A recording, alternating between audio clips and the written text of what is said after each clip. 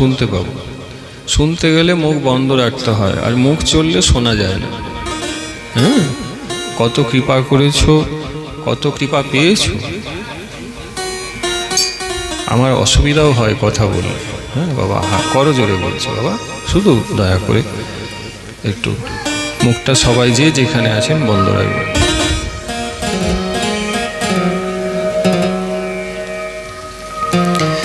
মহাপ্রভু প্রিয়, আমাদের মধ্যে মহাপ্রভু প্রিয় পরিকর রূপে এসেছিলেন। খাইতে সইতে যিনি নাম নিয়েছিলেন, লক্ষ্যহীরাকে যিনি পরম বৈষ্ণবী মহন্তী করেছিলেন। রামচন্দ্র খান যে লক্ষ্যহীরাকে হরিদাস ঠাকুরকে নষ্ট করতে পাঠিয়েছিলেন, হরিদাস ঠাকুর নাম চিন্তামণিতে পরশমণি হৃদয়ে ধারণ করেছেন। এই অর্থে তিনি লক্ষ্যহীরাকে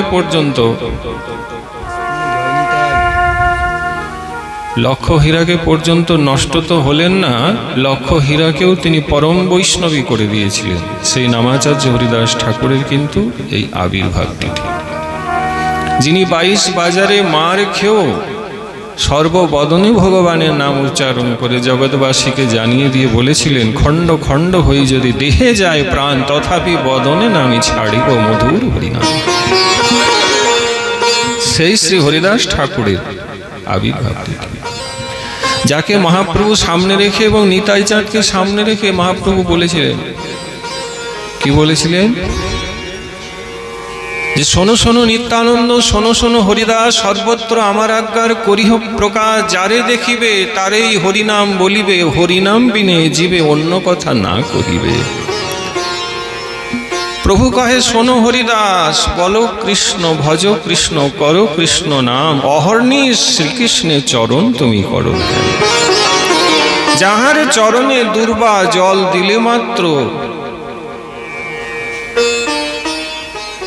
সে কভু নহে জম যাতনার পাত্র। তাই শ্রী হরিদাস ঠাকুরের এই মাঘী পূর্ণিমা তিথিতে হচ্ছে আবির্ভাব দিবস। প্রত্যহ যিনি 3 লক্ষ নাম করতেন, জীবকে দেখলেই বলতেন বলো কৃষ্ণ, ভজ কৃষ্ণ, করো কৃষ্ণ নাম। এত পবিত্র, এত মহৎ দিনে আমরা কিন্তু আজকে এখানে সবাই সমবেত হয়েছি। আবার রামানন্দী সম্প্রদায়ের পরম বৈষ্ণব মীরাবাইয়ের যিনি গুরুদেব ছিলেন, এই বিষয়টি আমাদের অনেকেরই জানা নেই। সিংহভাগ এই আচার্যের কথা আমরা জানি না। মীরাবাইয়ের নাম শুনলেও মীরাবাইয়ের গুরুদেব কে ছিলেন আমাদের অনেকেরই অজানা। কিন্তু মীরাবাইয়ের যিনি গুরুদেব ছিলেন রামানন্দী বৈষ্ণব, জগৎগুরু রামানন্দ আচার্যের যিনি শিষ্য ছিলেন, যিনি সাক্ষাৎ ধর্মরাজ, যিনি কাশীতে থেকে অদ্ভুত ভজন করেছেন, সাক্ষাৎ ধর্মরাজের মূর্তি যিনি, সেই মীরাবাইয়ের গুরুদেব, সাক্ষাৎ বিশুদ্ধ ভক্তি প্রদান করেন যিনি, সেই শ্রী শ্রী রৈদাসজি মহারাজেরও কিন্তু এই মাঘী পূর্ণিমার দিনেই হচ্ছে আবির্ভাব দিবস। বলিয়ে রৈদাসজি মহারাজ কি? ইনি রুইদাস নন, ইনি হচ্ছেন রৈদাস বা রবিদাস। রুইদাস আর রবিদাসকে এক করতে যাবেন না, দুজন আলাদা। তাহলে শ্রী নরোত্তম দাস ঠাকুর,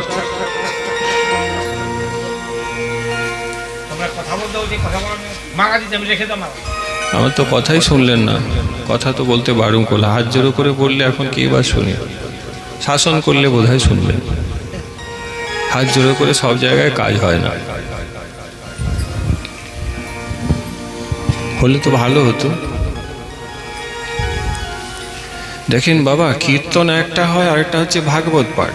মায়ের একটু মন দিয়ে শুনুন। আপনি বোধহয় গুলিয়ে দিয়েছেন, কীর্তন মঞ্চে দাঁড়িয়ে হই হই করে নাচ গান বাজনা বাজবে, কীর্তন হবে। সেখানে তুমি 2-4টা কথাবার্তা বললেও চলবে, কেন? ওখানে অনেক বাজনা বাজে, তাতে একটু কথা হয়, আবার একটু গান হয়। তো গান যখন হচ্ছে তুমি কথা বলবে, চলে যাবে। কিন্তু এটা ভাগবত পাঠ, এটা কীর্তন নয়। ভাগবত পাঠ মানে মঞ্চে ব্যাসপীঠ করা থাকে, ভাগবত গ্রন্থকে সামনে রেখে বক্তা এই প্রকার চুপচাপ বলবেন, পাশাপাশি বাদ্যযন্ত্র অনেক বেশি বাজবে না, ভগবানের কথার মাঝে গান বাজনাও হয় না। এই জন্য শুকদেব গোস্বামী যে ভগবত কথা পরীক্ষিতজিকে 7 দিন শুনিয়ে গোবিন্দচরণ পাইয়েছেন, সেই কথাকে ভাগবত কথা বলা হয়। পরীক্ষিতজি যেমন সামনের আসনে একবারে পদ্মাসন লাগিয়ে মন দিয়ে বসে ভগবানের কথা শুনেছিলেন, এমনকি ঘাটটা পর্যন্ত ঘুরায়নি, ওইভাবে ভগবানের কথা শুনলে তাকে ভাগবত শোনা বলা হয়। আর যদি কেউ 7 দিন এইভাবে শুনতে পারে তাহলে তার রাধা গোবিন্দচরণের প্রাপ্তি হয়ে যায়। দয়া করে একটু ভুলিয়ে দিবেন, এটা কীর্তন নয়, এটা ভাগবত পাঠ। তাই জন্য মুখ বন্ধ রেখে ধীর স্থিরভাবে সকলে যে যেখানে আছেন বসে ভগবানকে শুনতে হয়। কেমন? তো শ্রী হরিদাস ঠাকুর যিনি জগতে মহাপ্রভু পরিকর হয়ে এসে কি দিলেন? হরিনাম সংকীর্তন আমাদেরকে দান করলেন। তার মাঘী পূর্ণিমার দিন হচ্ছে জন্মদিন, মানে আবির্ভাব। আমরা বললাম মীরাবাই যিনি গুরুদেব সাক্ষাৎ ধর্মরাজ, বিশুদ্ধ ভক্তি দান করেছেন।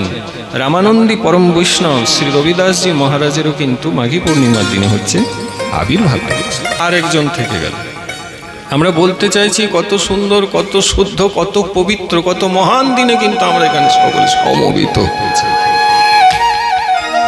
আর কে না মহাপ্রভুর আরেকজন পরিকর বাবা সাক্ষাৎ নিত্যানন্দৈক প্রেমী, যার শরীর অঙ্গটি গঠন করা হয়েছে, যার সর্বাঙ্গ নিত্যানন্দ প্রেমে তৈরি হয়েছে। যে নিত্যানন্দ প্রভু মহাপ্রভুর দর্শনের জন্য নীলাচলে কেঁদে কেঁদে যেতেন। নিত্যানন্দের চোখের জল হচ্ছে সাক্ষাৎ প্রেম ভক্তির পরিচয়। মহাপ্রভু একদিন নিত্যানন্দকে আড়ালে নিয়ে বলেছিলেন, শ্রীপাদ তুমি আমাকে দর্শন করতে যতবার নীলাচলে কেঁদে কেঁদে গেছো না, তোমার ওই চোখের জলকে আমি আঁচলে বেঁধে রেখেছি। কারণ তোমার চোখের জল তো ফেলে দেওয়ার জিনিস না। তোমার এই সচ্চিদানন্দ দেহে যে চোখের জল, তাও আমার জন্য গৌরাঙ্গ বলে যা তুমি ফেলেছো, ফেলে দেওয়া যায় না। ওটা যত্ন করে রেখেছি, ওটা রত্ন করে রেখেছি। একজন রত্ন আমার কৃপাতে অবতীর্ণ হবে, আমি তাকে সেই রত্ন দিয়ে তৈরি করব। নিতাই চাঁদ পড়লে প্রভু সে কে? বললে পদ্মাবতী নদী, পূর্ববঙ্গে এখনো বাংলাদেশে পদ্মাবতী নদীর ধারে সে আসবে, সে রাজার ছেলে, তার নাম নরোত্তম। আমি যত্ন করে তোমার প্রেম রেখেছি, ওকেই আমি দেব। তুমি ওকে স্বপ্ন দিয়ে যথাসময় এখানে স্নান করতে পাঠাবে। পদ্মাবতীকে মহাপ্রভু বললেন, নিত্যানন্দের প্রেম ধর পদ্মাবতী, লহ যত্ন করি রাখিহ। পদ্মাবতী বলে, কেবা নরোত্তম কেমনে চিনিব প্রভু? তখন পদ্মাবতীকে মহাপ্রভু বলেছিলেন, শোনো, যাহারে দেখিয়া তুমি অধিক উছলিবা, জানিবে সেই নরোত্তম তারে প্রেম দিবা।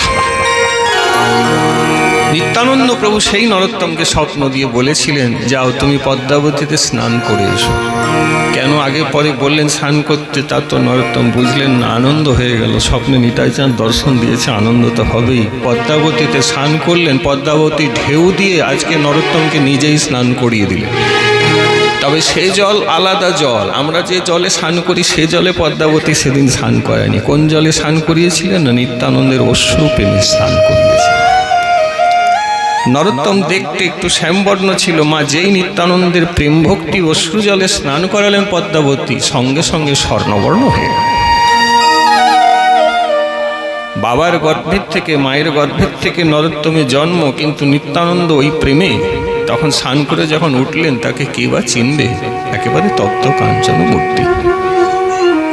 এই শ্রী নরোত্তম দাস ঠাকুর, এই প্রেম ভক্তির আচার্য মাগো, এই নিত্যানন্দ কলেবরে যিনি প্রকট হয়েছে, যিনি প্রেম ভক্তি চন্দ্রিকা গ্রন্থ দিয়েছিলেন, প্রার্থনার পথ দিয়েছেন, আজও এই গ্রন্থকে পড়ে অনেকেই মহাপ্রভুকে জেনেছেন। ভজন সাধন কাকে বলে জানতে পেরেছেন, শুদ্ধ ভক্তি কাকে বলে বুঝতে পেরেছেন, রাধারানীর চরণে কি করে যাওয়া যায় সবই বুঝেছেন। এই গ্রন্থকর্তা, এই আচার্য শ্রী নরোত্তম দাস ঠাকুর, যার গুরুদেব শ্রী লোকনাথ গোস্বামী পায়, যে লোকনাথ গোস্বামীকে শ্রী অদ্বৈত প্রভু মন্ত্র দীক্ষা দিয়েছে। অদ্বৈত প্রভু স্বয়ং যে লোকনাথ গোস্বামীকে মন্ত্র দিয়ে রূপ সনাতনের আগে ব্রজে পাঠিয়েছিলেন মহাপ্রভু, সেই লোকনাথ গোস্বামী যিনি হচ্ছেন গুরুদেব নরোত্তম দাস ঠাকুর। গুরুদেব হলেন মঞ্জুলালী মঞ্জুরি, আর শ্রী নরোত্তম দাস ঠাকুর হচ্ছেন চম্পক মঞ্জুরি। রাধারানীর নিজজন যাকে তাকে মঞ্জুরি বলা হয়, সেই নরোত্তম দাস ঠাকুরেরও কিন্তু এই মাঘী পূর্ণিমার দিন হচ্ছে আবির্ভাব। এবারে সুধী ভক্তমণ্ডলী বলুন তো, আমরা সকলে কি এই যে আচার্যগণের আবির্ভাব ছিল, এগুলো বলুন তো সকলে কি জানতাম? তাহলে কি করে জানলাম মাগো? যারা শুনলে কি করে জানলাম বলতে পারবে? বলে একটাই উপায় জানলাম, ওই কোনো এক সাধু এলেন, সাধুকে ভগবান মহাপ্রভু আগে জানিয়ে দিয়েছেন, আমরা কৃপা করে ওনাকে একটা আসন দিলাম, ওনার মাধ্যমে মহাপ্রভু আমাদেরকে জানিয়ে দিলেন, তবেই জানতে পারলাম। এই জন্য শাস্ত্র বলেন সাধুসঙ্গ সাধুসঙ্গ সর্বশাস্ত্রে কয় লবমাত্র সাধুসঙ্গ সর্বশিক্ষা। তাই মা সাধু সঙ্গে তুমি আমি এলে হয় কি? বলে সংসারকে ভুলিয়ে দিয়ে সাধু ভগবানকে জানিয়ে দেয়। সংসারী মানুষের কাছে বসবে, সংসারের কথা হবে, সংসারটা বড় হয়ে যাবে। সাধুর কাছে বসবে, সংসার ভুলিয়ে দিয়ে ভগবানকে জানিয়ে তোমাকে ভগবানের নিজজন করে দিবে, দাস করে দিবে, প্রিয় করে দিবে। তাই কে এলো কে গেল সংসারে আমরা খুব ভালো জানি। পাড়ার লোক কবে ঘুরতে গেল জানি, অমুকের বৌমা কবে ঘর থেকে পালিয়ে গেল জানি। কিন্তু সাধুর কাছে বসলে এটা জানা যায় যে কবে আচার্য এলেন আর কবে আচার্য গেলেন। তাই এগুলো জানতে এবং বুঝতে এবং ভগবানের কৃপা লাভ করতে আমাদেরকে সকলকে সাধুর কাছে গিয়ে বসতে হয়। बोलिए श्री श्री नामाचार्य हरिदास ठाकुर की जय। बोलिए नामेर आचार्य श्री नामाचार्य हरिदास ठाकुर की। बोलिए मीराबाई गुरुदेव रामानंद परम वैष्णव धर्मराज साक्षात मूर्ति श्री रविदास ठाकुर की। बोलिए प्रेम भक्तिर महाजन आचार्य नित्यानंद प्रेमैको कलेवर श्री श्री नरोत्तम दास ठाकुर महाशय की। जय जय श्री राधे, जय जय श्री राधे, जय जय श्री राधे श्याम। তো এরকম একটা মহান দিনে কিন্তু আমরা এখানে সকলে সমবেত হয়েছি। তো যখন এই তিনের আবির্ভাব তিথি রয়েছে, তাহলে তিনের বিষয় একটু আমাদের জানতেই হবে। তিনজনকে একত্রে জানাই অল্প সময়ের মধ্যে তো সম্ভব নয়, কিন্তু যখন শ্রী নরোত্তম দাস ঠাকুরের আজকে তিথি, তাহলে তিথিতে তো ওনার গান পদ আমরা সকলেই করি বাবা, ওনাকে আমরা সকলে স্মরণ করি। তো উনি যেমনটি বলছেন মহাপ্রভুর বিষয়, কি বলছেন? গোরা পহু না ভোজিয়া মইনু, গোরা পহু না ভোজিয়া মইনু। আচ্ছা, মানেটা একটু বুঝবেন, মা কেউ বলতে পারবেন? গোরা পহু না ভোজিয়া মইনু, শ্রী নরোত্তম দাস ঠাকুর। এর মানে কি? মানে গোরা পহু, গোরা পহু পহু মানে হচ্ছে মহাপ্রভু চরণ দুটিকে পহু বলা। গোরা চরণ, পহু না ভজিয়া মইনু, মইনু মানে মরে গেলাম। গোরা চরণ যদি ভজতাম তাহলে বাঁচার মতন বাঁচতাম, ভজন তো গৌরাঙ্গ চরণের করি নাই, তাও বেঁচে থেকেও আমি কিন্তু মরেই আছি, আমি বেঁচে নাই। ভাগবত বলেছেন যারা গোবিন্দ ভজন করে না তারা বেঁচেও মরে আছে। নৃদেহম মাদ্দম সুলভং প্লবং সুকল্পং গুরুকর্ণধারম ময়ানুকূলেন নভস্বতেরিতং পৌমান ভবাদ বিঘ্ন তরেত স আত্মঃ। ভাগবত। যেই মনুষ্য দুর্লভ দেহ লাভ করে হরিভজন করে না, হরিনাম করে না, সাধু সঙ্গে গিয়ে হরিকথা শোনে না, একাদশী ব্রত করে না, ভজন সাধন কিছু করে না, গুরু দীক্ষা নেয় না, কপালে নিরন্তর ভগবানের তিলক সেবা রাখে না, ব্রজের ধুলি রাখে না, ধুলি মাখে না, নবদ্বীপ বৃন্দাবন যায় না, সে মনুষ্য দেহ লাভ করে ভারতবর্ষে নিজের জীবনকে নষ্ট করলো, নিজেকেই ধ্বংস করলো, তার বেঁচে থেকেও কাজ নেই, থেকেও তার কোনো লাভ নাই, সে জগতের বোঝা। তাই শাস্ত্র ভাগবত বললেন, ভাই ভজন যখন করতে পারো নাই তাহলে তুমি বেঁচেও আত্মঘাতী হয়েছো, অর্থাৎ বেঁচেও মরেই আছো, তোমাকে বেঁচে আছো বলে বলা যায় না। হাঁপড়কে দেখবেও, বড় বড় হাঁপড়ও কিন্তু নিঃশ্বাস নেয়, হাঁপায়, তার থেকে বড় তো আমরা নিঃশ্বাস কেউ নিতে পারি না, ছোট ছোট আমাদের নিঃশ্বাস। তাহলে হাঁপড়ের বেঁচে থাকার মানুষের কাজকর্ম করে হাঁপানি করার তো কোনো লাভ নেই। তা করতে কি হবে? বললে হাতে মালা ধরতে হবে, নিঃশ্বাসে প্রশ্বাসে ভগবানের নাম করতে হবে। যদি করতে পারো তাহলে তুমি ভগবানের প্রিয় হবে এবং তোমারই বেঁচে থেকে লাভ হবে, তুমি 21 কুলকে উদ্ধার করে দিবে। হরি হরি দেহম মাদ্দম সুলভং প্লবং সুকল্পং গুরু কর্ণধারম। তাই গোরা পহু না ভজিয়া, হ্যাঁ, গোরাচরণ না ভজে মরেই আছি ভাই। তাই উনি কত সুন্দর করে বোঝাচ্ছেন, কে? ওই নিত্যানন্দ প্রেমে যার শরীর গঠন হয়েছে, তিনি প্রেম ভক্তির আচার্য মহাজন, সেই শ্রী নরোত্তম দাস ঠাকুর, তার জন্মদিন, তার আখর, তাকে স্মরণ করে আসুন তার চরণে আমরা সকলে আমাদের প্রণাম। গোরা পহু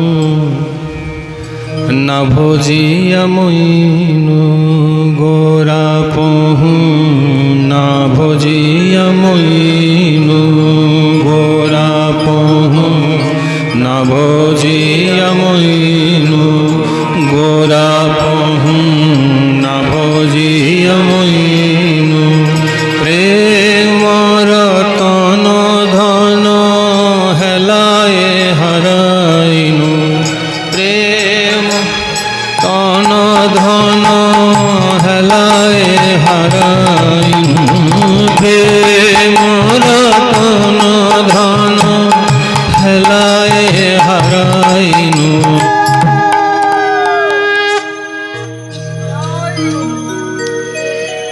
এই পদটি যিনি রচনা করেছেন তিনি হচ্ছেন শ্রী নরোত্তম দাস ঠাকুর। এই পদ গানগুলি গ্রাম বাংলার সর্বত্র গাওয়া হয়। এমন কোনো বৈষ্ণব নেই যার এই পদগুলির সাথে পরিচয় নেই, সকলেরই আছে। কিন্তু পদকর্তাকে, তার সাথে কিন্তু অনেকের পরিচয় নাই, এটি বলতেই হয়। গানটি গাওয়া হয়, কে লিখেছেন, তিনি কে হন, এগুলি কিন্তু অনেকের জানা নাই, কিন্তু আমাদের আচার্যকে জানতে হয়। মহাপ্রভু বললেন, আমার যে কৃপা সেটা আচার্যের মাধ্যমে হয়। ট্রান্সফরমারের যে কারেন্ট সেটা কিন্তু এই থামপোস্ট হয়ে তোমার ঘরে আসবে, সেরকম ট্রান্সফারের মতন মহাপ্রভুর কৃপা, কিন্তু ট্রান্সফারের মতন কারেন্ট ওখান থেকে সোজা ঢুকবে না, এই থামপোস্টের তার থেকে ঘরে ঢুকবে, তবেই আলোটা জ্বলবে। সোজাসুজি যেমন ওখান থেকে কারেন্টটা ঘরে আসে না, থামপোস্টে তার হয়ে হয়ে হয়ে হয়ে ঢুকে, সেরকম মহাপ্রভু ট্রান্সফরমারের থেকে তোমার হৃদয় মন্দিরে যে কৃপাটা ঢুকবে সেটাই সকল আচার্যের মাধ্যমেই ঢুকবে, সোজাসুজি ঢুকবে। বোঝা গেল? তাই গৌর গৌর বললে গৌরের কৃপা হবে না, নিতাই নিতাই বললেও নিতাইয়ের কৃপা হবে না। এই সকল আচার্যের নাম ধরে এদেরকে স্মরণ করলে তবেই কৃপা হবে। এটা ভালো করে বুঝে নিয়ে ভজনের পথে এগিয়ে চলুন, কৃপা পেয়ে যাবে। এতদিন কৃপা কেন হয়নি? কারণ উল্টো পথে হাঁটছে। শাস্ত্রের কথাগুলো কত সুন্দর করে, এগুলো আমার বাক্য নয় বাবা, এগুলি মহাপ্রভুই বলেছেন। কবিরাজ গোস্বামীর বাণী চৈতন্য চরিতামৃতে দুটো আখর দেওয়া আছে, সকলেই জানেন কম বেশি, তবু বলছি। কি বললেন মহাপ্রভু? বললেন কি বললেন? মহাপ্রভু বলছেন যে মহতের কৃপা বিনে অন্য কর্মে ভক্তি নয়, কৃষ্ণ কৃপা দূরে রহু সংসার নহে ক্ষয়। হ্যাঁ, ভাগবত বলছেন যে ভজন্তি দেবানপি, যে ভজন্তি দেবানপি দেবানাম ত্বামপি ছায়ৈব কর্ম সচিবা সাধবো দীনবৎসলা। ভাগবত বলছেন দেবতার ভজন করলে দেবতাও তোমার ভজন করবে, কিন্তু হরিকে ভজন করলে হরি তোমার কাছে নিজেকে পর্যন্ত লুটিয়ে দেবে। আপনারা বন্ধু একবার বিচার করে দেখুন, হরির কৃপাটা একবার বিচার করে দেখুন, খুব মন দিবেন এই জায়গাটি। আর পারলে এখন যা বলতে যাচ্ছে সেটাকে হৃদয় একটু ধারণ করে এবার চেষ্টা করবেন, মা তোমার জীবন হয়তো পাল্টে যাবে। জীবন পাল্টে যাবে মানে এই যে চলার পথে সংসার নিয়ে চলেছ, সেটা পাল্টে গিয়ে চলার পথে এবারে হরি বলে চলতে শুরু করবে। ভাগবত থেকে বলছেন হিরণ্যকশিপুর কথাটা স্মরণ করে দেখুন। হিরণ্যকশিপু কঠিন ব্রহ্মার হাজার হাজার বছর তপস্যা করলো, হাড়ের কাঠামো হয়ে গেল, মাংস পচে গলে শরীর থেকে আলাদা হয়ে গেছে। ব্রহ্মার তপস্যা করছে, ব্রহ্মার কঠিন তপস্যা করে তার দর্শন নিয়ে তিনি বর চাইবেন। হাড়ের কাঠামো দাঁড়িয়ে আছে, তাতে মাটি ঢুকে গিয়েছে, মাটিতে উই পোকা হয়ে গিয়েছে। ভাগবত শাস্ত্র বলছেন দেখে কেউ বলতে পারবে না যে এখানে হিরণ্যকশিপু বেঁচে আছে। সবাই বলছেন ও বেটা তপস্যা করতে করতে মরে গেছে, আর নেই। কারণ শরীর আর দেখা যায়নি, মাটির একটা স্তূপ। কিন্তু কিন্তু ব্রহ্মা সত্য লোকে বলছেন না, ও আমার ভজন করছে, আমার তপস্যা করছে, আমি জানি ও আছে, যাবে কি করে? আমাকে ডাকলে তো মরবে না, আমি দেখা দেব। ব্রহ্মা দেখা দিলেন, তারপরে হিরণ্যকশিপু বর চাইলেন, দিনে মরবো না, রাতে মরবো না, ঘরে নয়, বাইরে নয়, অস্ত্র নয়, শস্ত্র নয়, দেবতাদের হাতে নয়, অসুরদের হাতে নয়, ব্রহ্মদেব আপনার তৈরি 12 মাসেও আমি মরবো না, আমার এই বর চাই। আগে তো অমরত্বের বর চাইলেন, ব্রহ্মা বললেন আমি নিজেই অমর নয়, তোমাকে অমরত্বের বর দিব কি করে, আমারও আয়ু সীমিত। বলে তাহলে এই বরটা দিন। এত কঠিন তপস্যা করে বিচার করুন, হিরণ্যকশিপু দৈত্য অসুর ওই বর নিয়ে ঘরে। নিজ ছেলে প্রহ্লাদের প্রতি অত্যাচার করলো, কেন করলো না? প্রহ্লাদ হরিভজন করত, আর হিরণ্যকশিপু মনে করত আমার বড় ভাই হিরণ্যাক্ষকে যে বধ করেছে সে আমার চিরশত্রু, তাকে মারবার জন্যই তো আমি বরটা নিয়ে এসেছি, আর আমারই ছেলে হয় অসুরের কুলে জন্ম নিয়ে সে হরির নাম ডাকে, এই ছেলে আমার হতে পারে না, এই ছেলেটাই আমার শত্রু। মেরে ফেলার জন্য প্রহ্লাদকে অনেক চেষ্টা করলেন বন্ধু, কিন্তু মারতে পারলেন কি? পারলেন না। কেন? ওই যে তোমরা সবাই জানো, শাস্ত্র বলেন রাখে হরি তো। আরে দিনে মরবো না, রাতে মরবো না, এরকম বিরাট বর নিয়ে যদি হিরণ্যকশিপু হয় যে একটা পা সামনের দিকে ফেললে দেবতাদের সিংহাসনগুলো থর থর থর থর করে কাঁপে, সে হিরণ্যকশিপু এই ছোট্ট প্রহ্লাদ বালকটির কিন্তু কোনো ক্ষতি করতে পারেনি। কেন মা? ওই যে কথাটা আছে, হরি রাখলে তো আর কেউ মারতে পারবে না, তাই পারে। কিন্তু সেই অত্যাচারের যখন সীমা ছাড়িয়ে গেল, প্রহ্লাদের জন্য ভগবান স্তম্ভের থেকে প্রকট হলেন, নৃসিংহ মূর্তি ধারণ করে প্রকট হলেন। তারপরে করলেন কি, একটু যুদ্ধলীলা হিরণ্যকশিপুর সাথে করে তাকে কোলে বসিয়ে নিলেন, দুয়ারে বসলে, দুয়ারটা ঘরও নয়, বাইর নয়, গোধূলি বেলায় নিয়ে বসলেন, সেটা সকালও নয়, সন্ধ্যাও নয়, বলেছিল দিনে মরবো না, রাতে মরবো। নৃসিংহ ভগবান নিয়ে বসেছেন, তিনি দেবতাও নয়, অসুরও নয়, তিনি ভগবান। অস্ত্রে আবার শস্ত্রে মরবো না, ভগবান নৃসিংহদেব বলছেন তোকে অস্ত্র শস্ত্রে কোনোটাতেই মারবো না, আমার তীক্ষ্ণ নখ দিয়েই তোকে আমি চিড়ে দেবো। নখটা অস্ত্রও নয়, শস্ত্র নয়, ওটা দেহেই হয়, ওটাকে অস্ত্র বলা যায়। তুই বলেছিলি পশুর হাতে মরবি না, মানুষের হাতে মরবি না, ভালো করে আমার দিকে দেখ, আমি পশুও নয়, মানুষও নয়, আমি অর্ধ পশু এবং অর্ধ মানুষ হয়ে এসেছি। তুই বলেছিলি 12 মাসে মরবি না, শোন তোকে মারবো আমি এখন, এবং তোকে মারার জন্য আমি একটা মাস তৈরি করে দিচ্ছি। জগৎবাসী যারা ভজন সাধন করেন ওই মাসটাকে মল মাস বলে, কিন্তু আমি তৈরি করছি ওই মাসের নাম হবে পুরুষোত্তম মাস। এই পুরুষোত্তম মাস কিন্তু এই ইংরেজি বছরে আবার পড়েছে। নিয়ম সেবা কার্তিক ব্রত মাসে যেমন তোমরা সুন্দর করে ভজন করো, শাস্ত্রে গোস্বামীপাদ লিখছেন পুরুষোত্তম মাস এলে যাকে তুমি আমি মল মাস বলি, ওই মাসেও কিন্তু 1 মাস আমাদেরকে হরিভজন বেশি করে করতে হবে। এই বছর আসবে, আমি তো বলে দিয়ে গেলাম, আমার আবার আশা হবে কিনা, কিন্তু মাসটা এসে গেলে এই ক্যালেন্ডার দেখে নেবে, ভজনটা বাড়িয়ে নেবে। মাসটা কে সৃষ্টি করলে? নৃসিংহ ভগবান। কেন? ওই যে বলেছিল 12 মাসে মরবনি, তার জন্য ভগবান একটা মাস তৈরি করবে। সব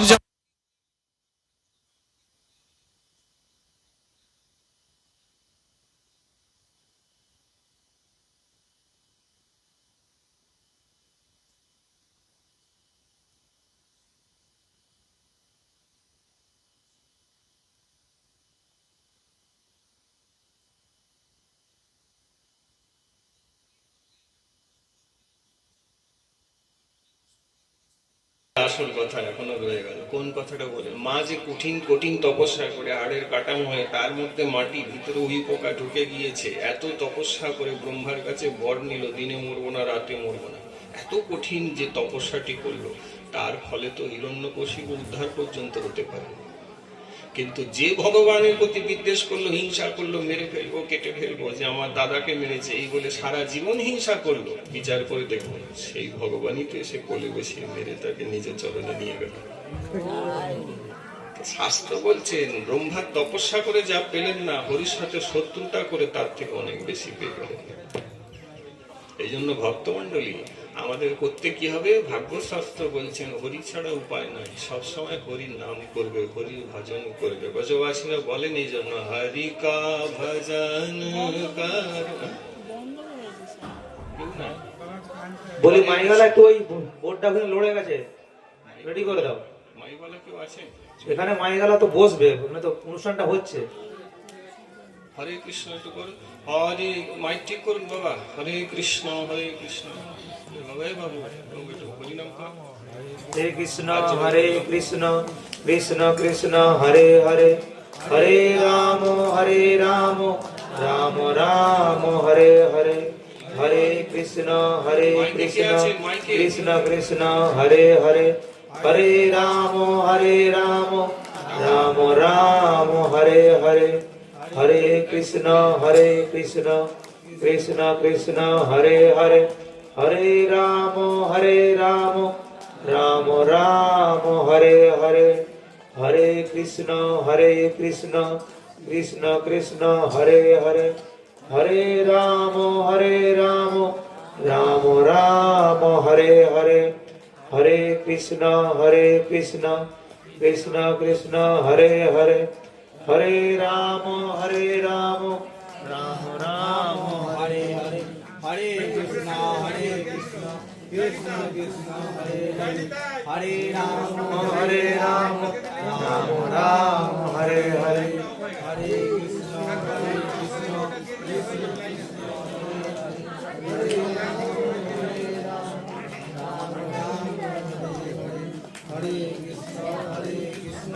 কৃষ্ণ পুরে চলে যাও না। হরে রাম বন্ধা বোর্ড আছে। হরে কৃষ্ণ কৃষ্ণ হরে হরে, হরে রাম হরে কৃষ্ণ কৃষ্ণ কৃষ্ণ হরে হরে, হরে রাম রাম রাম নেই বোধহয় নাকি মাইক? এখানে লাইটটা চলে গেছে, মাইক মানে একটু লাইটটা ঠিক করে দাও।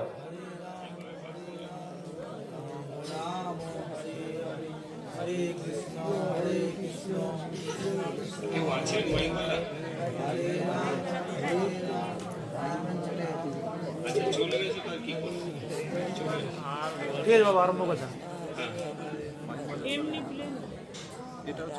না? ওটা আছে বাবা, খালি গেছে।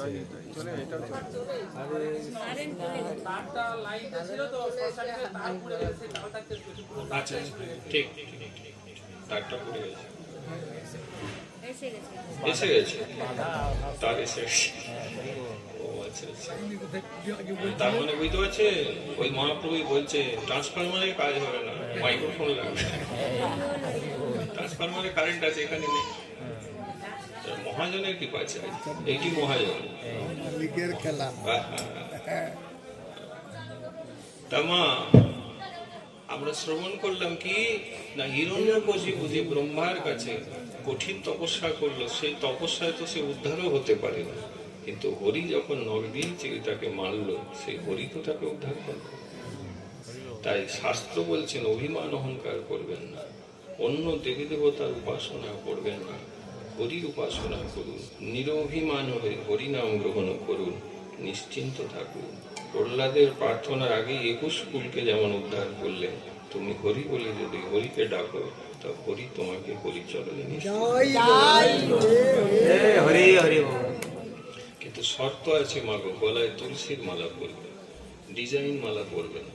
যে মালাটা তুলসীর পরবে সেই মালাটা কিন্তু গুরুদেবের হাত থেকে দিয়ে পড়বে, নিজে পড়ে নিবে না, বাজার থেকে মালা কিনে পড়ে নেবে না। কোনো গুরু বৈষ্ণব আছে তার কাছ থেকে প্রসাদী করে মালা পড়বে। কেন? বলে বাজারের মালাটা কিন্তু কারিগর দিয়ে তৈরি হয়, আর গুরুর হাতে মালাটা নিলে মহাপ্রভু নিতাইচাঁদের কৃপা দিয়ে তৈরি হয়। এগুলো আমরা অনেকে ভুল করি, অসংখ্য এখানে যারা উপস্থিত আছে এই ভুলটা করছো, করবে না। কি করে দৃষ্টান্ত দিয়ে বুঝিয়ে দিচ্ছেন, মা গো তোমার যদি শরীর খারাপ হয় তুমি ঔষধ দোকান থেকে সোজা ওষুধ কিনে কখনোই খাবে না, ডাক্তার দেখিয়ে ডাক্তারের কথা মতন খাবে না। কেন? বললে অসুখটা কি আর অসুখের চিকিৎসা কি ওটা ডাক্তার জানে, আমি তো জানি না, আমি কিনে কি করে খাবো, বিপরীত হয়ে যেতে পারে। এইরকমই দোকানে তুলসী মালা পাওয়া যাচ্ছে বা পুঁথি মালা, ৮০ লক্ষ জনি ভগবানকে লক্ষ লক্ষ জনি বলে বসে আছি, এখনো তাকে পাইনি বলে আবার এসেছি, মরে ভূত হয়ে যাব, আবারও হয়তো পাবো না। তুলসীর মালা, গুরুদেব ডাক্তারবাবু আছেন, নিজে চিকিৎসা করে মেডিসিন দিয়ে পাওয়ার দিয়ে যখন গলায় পরিয়ে দিবেন দুফেরা, তারপরে দেখবে আর চিন্তা হবে নি। একাদশী সব কটা করবে, প্রসাদভোজী হয়ে যাবে, সাধু সঙ্গে যেতে ইচ্ছা করবে, দেহ নিয়ে নবদ্বীপ বৃন্দাবন যাবে, আপনি হরিনাম এসে যাবে, যাওয়ার বেলাও হরি বলে হরিস্থানে চলে যাবে। এলো মাইকে দিছ? ঠিক আছে, ঠিক আছে, একবার বলো সবাই জয় নিতাই। ভজনটা খেলাধুলা নয়, ভজনটা করতে হয়। তাহলে যারা শুনলেন বাবা এত কঠিন ব্রত করলো, এত ব্রহ্মার তপস্যা করলো, কে? হিরণ্যকশিপু। উদ্ধার হতে পারলো কি মা? হ্যাঁ, শাস্ত্র বলছে অত করেও কিছু করতে পারলি না, আমাকেই আসতে হলো, আমি এলাম, তোকে উদ্ধার করলাম। তাহলে আমাদেরও বেশি কায়দা করে লাভ নেই না। হাতে মালা ধরো, মুখে নাম করো, কানে হরিকথা শোনো, আসার দিন এসে গেছো, এইবারে যেতে হবে। এই এসেছি, আবার এই জগৎটাই ভালো লাগছে, এইটাই ভুল। এসেছো, মাথায় রাখতেও আমাকে যেতে হবে। এই যাবার ভাবনাটা যার মনে এসে যায় সে আপনি হরিভজন করবে।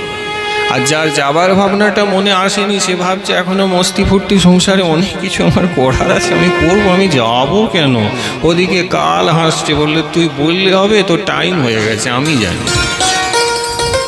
এরকম কত কত বীর মহাবীর পরাক্রমী এই জগতে যারা গর্ব করে বলছে আমি তো আছি, আমার হয়েছে কি, আমি থাকবো, দেখা গেল হাই রোডে বেরোলো আর ফেললো না, কাঁধে এলো। মনে কিছু করবেন না, খবর এলো দুর্ঘটনা হয়ে মারা গেছে। এরকম তো বহু হচ্ছে, পাড়ার হচ্ছে, পড়শির হচ্ছে, আমার তো হয়নি, তবু অবস্থা দেখুন। আমি মনে করছি পড়শির এটা হয়েছে, আমার তো হয়নি। বাবা কথা আছে শাস্ত্রে, কি জানেন? সবাই আপনারা জানেন কি না, ওই গোবর পুড়ে, এই ঘুটে পুড়ে, আর গোবর গোবর মনে করে ঘুটে পুড়ছে, আমার কি, আমি তো ভালো আছি। ছাগলটা কাটা গেছে, বাঁধা ছাগলটা ম্যা ম্যা ম্যা ম্যা ম্যা ম্যা করছে, ভাবছে আমার কি হয়েছে, আমি তো দিব্যি আছি। এ তো বুঝতে পারছে না আগে যে তার বন্ধুকে কেটেছে, এরপরে ওরই লাইন আছে, তাই না? যে ঘুটে পড়ছে সে তো পুড়ে গেল, গোবর হাসছে, গোবর জানে না এরপরে তারও নাম্বার আছে। তাই পড়শিতে মরেছে, আমার কি হয়েছে, আমার ছেনাকুনা নাতিপুতি আমার সবাই তো ভালো আছে, না মা এরপরে তোমারই নাম আছে। তাহলে করতে কি হবে, যাবার দিনটা মাথায় রাখতে হবে আর হরিনাম করতে হবে। কারণ গীতায় ভগবান বললে অন্তকালে যে মাম এবং স্মরণং মুক্তা কলে বরং ইয়াহ প্রয়াতি সমদ্ভাবং জাতি নস্তত্র সংসার। ভগবান বলে অর্জুন, অন্তিমে যদি কেউ আমাকে স্মরণ করতে পারে, আমার নাম নিতে পারে, তার আগের সব হিসেব মিটিয়ে দিয়ে আমার নাম যেহেতু নিয়েছে, তাই তাকে আমি অভয় চরণে ঠাঁই দিই। ভজহুরে মনসী নন্দনন্দন অভয় চরণ। এমন গোবিন্দ চরণ, কেমন চরণ বলে যেখানে ভয় নাই, তাই তো বলে অভয় চরণ অরবিন্দ। যারা আচার্য এসেছেন তারা হাসতে হাসতে চলে গেছে। বিশ্বদেব তীরের সরসজ্জায় শুয়ে আছেন, কিন্তু কোনো দুঃখ কষ্ট নেই। বেদব্যাস লিখেছেন আনন্দে আছেন। আনন্দটা কি? সে সারাটা জীবন হরির ভজন করেছেন, তাই তীরের ওই বাণে বিক্ষিপ্ত হয়ে রুধির যুক্ত শরীর ও বিশ্বের কোনো দুঃখ কষ্ট নাই। কেন নাই বাবা? শারীরিক ব্যথা, জ্বালা, যন্ত্রণা তার অনুভব হয় না। কার না? যার বদনে হরিনাম আছে আর যে সারাটা জীবন হরিকে ডেকেছে, তার কিন্তু যাবার বেলায় দুঃখ কষ্ট হয় না। আমরা হরিকে ভুলে গিয়েছে, হরির সাধনা নেই, একাদশীর ব্রত নাই, গলায় তুলসীর মালা গুরুদেবের দেওয়া নাই, নিজেই একটা পড়েছি খেয়াল খুশি। তাহলে কি হবে বাবা? যাওয়ার বেলায় খুব কষ্ট হবে, আর কষ্ট করে গিয়েও কেষ্টকে পাবে না, তলা নিতে গিয়ে দাঁড়াবে, জায়গায় পৌঁছতে পারবে না। নিতাই গৌর প্রেমানন্দে হরি হরি বল। শুনলে হবে না, হৃদয়ে ধারণ করো আর পরিবর্তন করে নাও। একরকম জীবন কাটালে আর যতটুকু জীবন আছে এবারে পাল্টে ফেলো, তাহলেই ভালো হবে। ছাগলের বাচ্চার মতন ম্যাঁ করে লাভ নেই। মা মানুষ হয়ে জন্মেছে যখন, তাহলে হরি বলে ডাকো, হরিনাম করো। ম্যাঁ মানে আমি আমি আমি আমি আমি আমি, আমার ছেলে, আমার নাতি, আমার জমিদারি, আমার টাকা পয়সা, আমার বাড়ি, আমি এই, আমি সেই, আমি সেই, আমি সেই, এই আমি আমি আমি আমি আমি ছেড়ে দিমা, হরি বলো, লাভ হবে। বলো জয় নিতাই। যারা বললে না ভাবলে তারা বলো জয় নিতাই। যারা দূরে দাঁড়িয়ে আছো ভাবছো বলবো কিনা, তারা একবার বলে দাও জয় নিতাই। কেন জয়নিতাই বলবে, তোমরা সকলেই জানো এই দুদিন আগে কিন্তু নিত্যানন্দ ত্রয়োদশী হয়ে গেছে। এই দুদিন আগে কি হলো? নিত্যানন্দ ত্রয়োদশী মানে নিত্যানন্দ প্রভুর আবির্ভাব প্রাকট্য জন্মদিন যাই বলি। আমরা আবির্ভাব প্রাকট্য বলি না, আমরা বলি জন্মদিন। যদি বলেন হায় এতদিন তো আমাদের পাড়া গ্রামে সবাই আবির্ভাব বলে, আবির্ভাব প্রাকট্য বলতে পারেন, কিন্তু সঠিক শব্দটা হয়ে জন্মদিন। যদি বলেন কেন, আমাকে একটু বুঝিয়ে দিন, আমি তো এতদিন এই বলে এসছি, তাহলে শুনুন। ভগবান একবার প্রকট হলে কখনো অপ্রকট হন না। মহাপ্রভু বিষয় বলছেন, অদ্যাপি শ্রী গৌরাঙ্গ লীলা করে রায়, কোনো কোনো ভাগ্যবান তা দেখিতে পায়। ভগবানের লীলা নিয়মিত এখনো হচ্ছে। মহাপ্রভু কোথায় যাননি, এখানেই আছে। নিতাই চাঁদও কোথাও যান নাই, এখানেই আছে। যবে জন্ম নিলেন সেই বীরভূমে এক চক্রা গ্রামে, তবে থেকে নিতাই চাঁদ আছেন। এই জন্য আমরা লিখি 553তম জন্মদিন নিতাই চাঁদ, মানে এটা 553তম বছর। আমাদের আয়ু নির্ধারিত, ভগবানের আয়ু নির্ধারিত নয়। ইচ্ছাময় ভগবান যতদিন মনে করবেন থাকবেন, তিনি আছেন। আছেন বলেই জন্মদিন বলা। মানে কি, তোমার ছেলে যতদিন আছে তুমি জন্মদিন পালন করবে। মরে গেলে কি জন্মদিন করবে? করবে? কেউ করে? আচার্য হলে আলাদা। আচার্য ভজন করেন, তাদের আবির্ভাব তিরোভাব। এই যে ছেলে ভজন করে নাই, মরে গেলে তার আবার কিসের জন্মদিন? ভগবান এবং আচার্যরা এলে তাদের আবির্ভাব তিরোভাব বেদে মাত্র কয়, বলা হয়। কিন্তু ভগবানের তিথিগুলোতে খেয়াল করে দেখবে নিত্যানন্দ জন্মদিনের পালন আছে, কিন্তু নিত্যানন্দের অপ্রকট দিন পালন আছে? আছে? তোমরা সকলেই জানো ফাল্গুনী পূর্ণমাসী তিথিতে মহাপ্রভু আবির্ভূত হলেন, কিন্তু দয়া করে কেউ এখানে উপস্থিত বলতে পারবেন মহাপ্রভু অপ্রকট তিথিতে কেউ মহোৎসব করে? কেন করে না? ভগবানের আশা আছে, যাওয়া নেই, এই জন্য করে না। আর কেন করে না? ভগবানের যাওয়ার তিথিটাকে উৎসব করা যায় না, কারণ সেটা দুঃখের দিন। কিন্তু আচার্যের চলে যাওয়ার তিথিতে উৎসব করা হয়, কেন জানেন? বলে সেটা দুঃখের দিন নয়, সেটা আনন্দের দিন। যদি বলেন কেন, বলে আচার্য আর গেছেন কোথায়? বলে যেখান থেকে এসেছিলেন ওখানেই গেছেন। কোথার থেকে এসেছিলেন? বলে রাধারানীর কাছ থেকে এসেছিলেন, রাধারানীর কাছে গেছেন। এই যে শ্রীমতীর কাছে গিয়েছেন, এই আনন্দে আচার্যের উৎসব হয়। কিন্তু ভগবান এলেন এর উৎসব হয়, ভগবান গেলেন এর কোনো মহোৎসব হয় না। না হওয়ার কারণ প্রথমটাই মূল, সেটা কি? তিনি আছেন, তাহলে তাকে চলে যাবার নিয়ে আবার উৎসব কি? এই জন্য জন্মদিন বলতে হয়। আবির্ভাব বললে তিরোভাব শব্দটা এসে যায়, প্রকট বললে অপ্রকট শব্দটা এসে যায়, কিন্তু জন্মদিনের সাথে মরণ দিনটা আসে না। এগুলো শাস্ত্রের অতীব সূক্ষ্ম সূক্ষ্ম বিচার। যারা পণ্ডিত আছে, যারা সত্যিকারের ভজনানন্দিত, তাদের মাথায় এগুলো যাবে, সাধারণ ভক্ত এগুলো বুঝতে পারবে। তাই তারা যা খুশি বলে দিল। কিন্তু ভজন করতে গেলে, মা গো রাধারানীর চরণে যেতে গেলে একজন বৈষ্ণবকে মার্জিত কথা বলতে হবে, শাস্ত্রসম্মতভাবে বলতে হবে। সিংহভাগ শাস্ত্রসম্মত বলে না। তা আমরা প্রমাণ তো দিলাম। মহাপ্রভুর তিরোধান উৎসব হয় বাবা, হয়।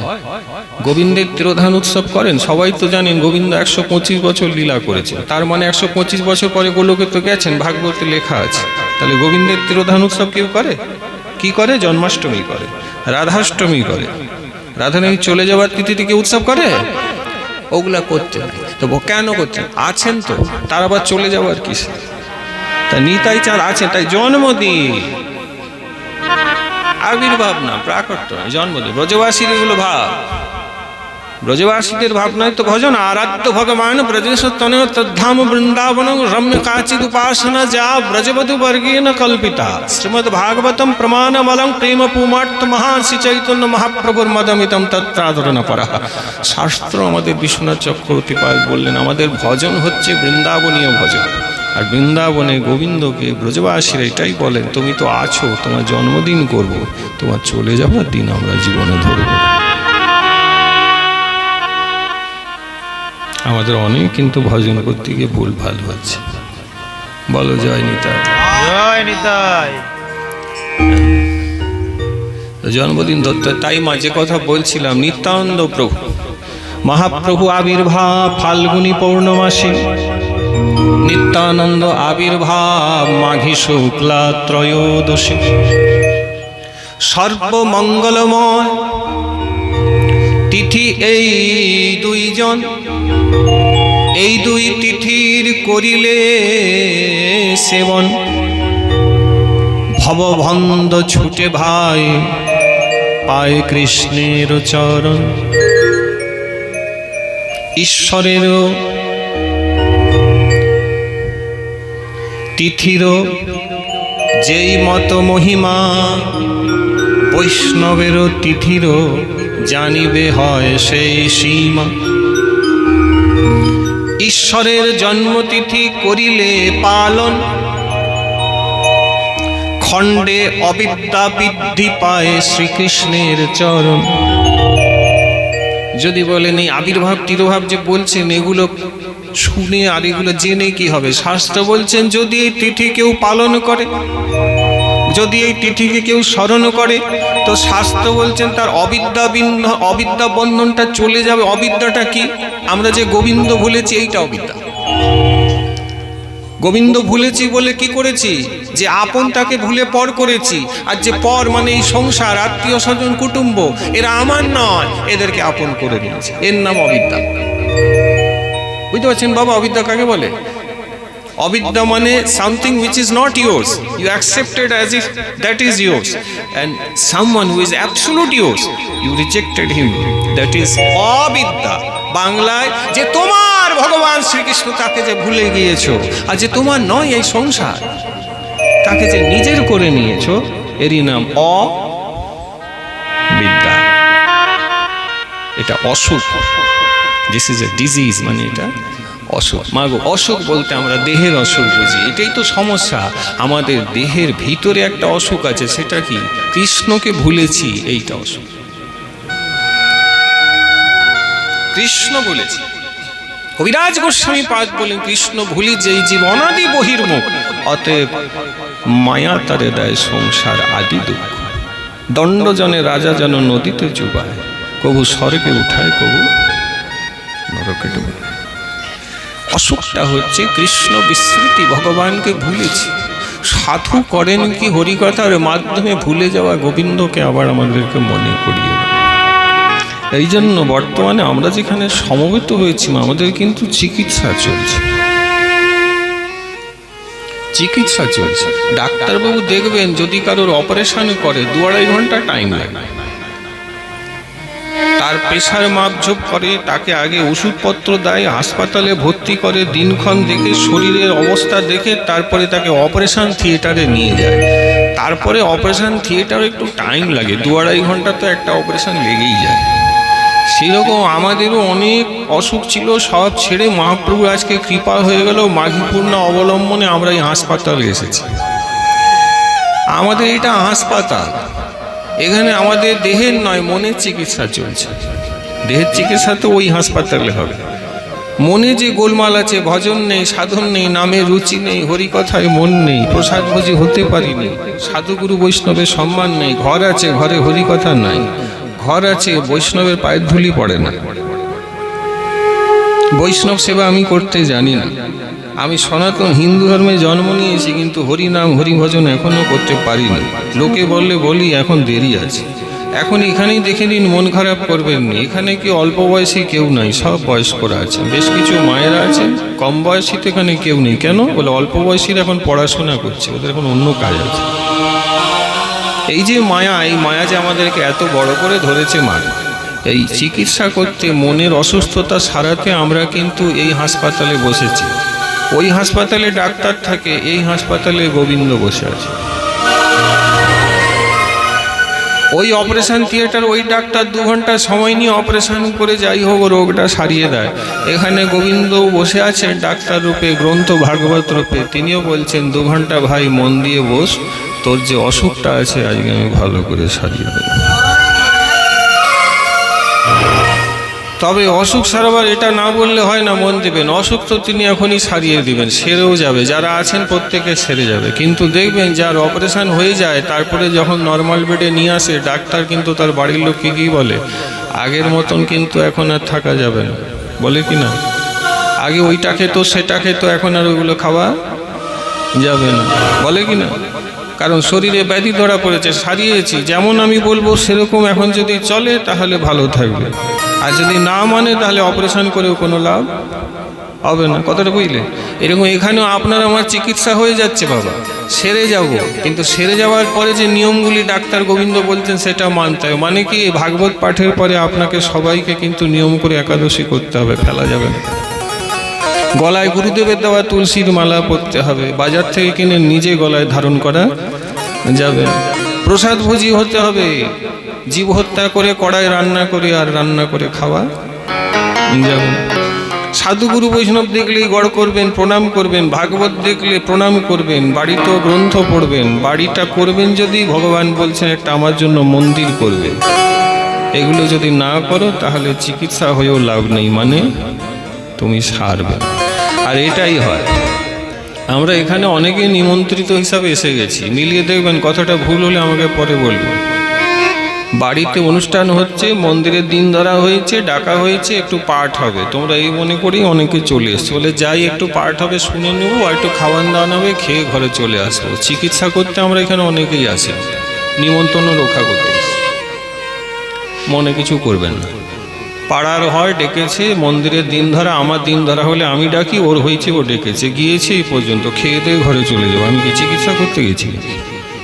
তাই জন্য হচ্ছে কি মা, ভগবানের কৃপা তো হয়ে যাচ্ছে, এই তো চলছে ভগবানের কৃপা, কিন্তু কৃপা নিয়ে নিজেকে তো আর আমি পাল্টাবো না। তাই জন্য কি হয়, ওই যেমন ছিলাম তেমনি পুনঃমূষিক ভব। এটাই ঘটনা। নিমন্ত্রণে আমরা এসেছি, আমরা ভগবানের ভজন করতে এখানে অনেকেই আসি। এই জন্য দেখবেন মা, কত পাঠ শুনছি, কত কীর্তনিয়া আসছি, কত কি বলে যাচ্ছে, কিছুই পরিবর্তন হচ্ছে না। হলে তো ভালো হতো। যার হয়নি তার কিছুই হবে না, যার হয়েছে তার সব হয়েছে। লালাবাবু সেদিনই জমিদারি তো করছিলেন মুর্শিদাবাদ এলাকায়। একটা মেয়ে বলল, বাবা বেলা যে বয়ে যায়, বাসনায় আগুন দাও।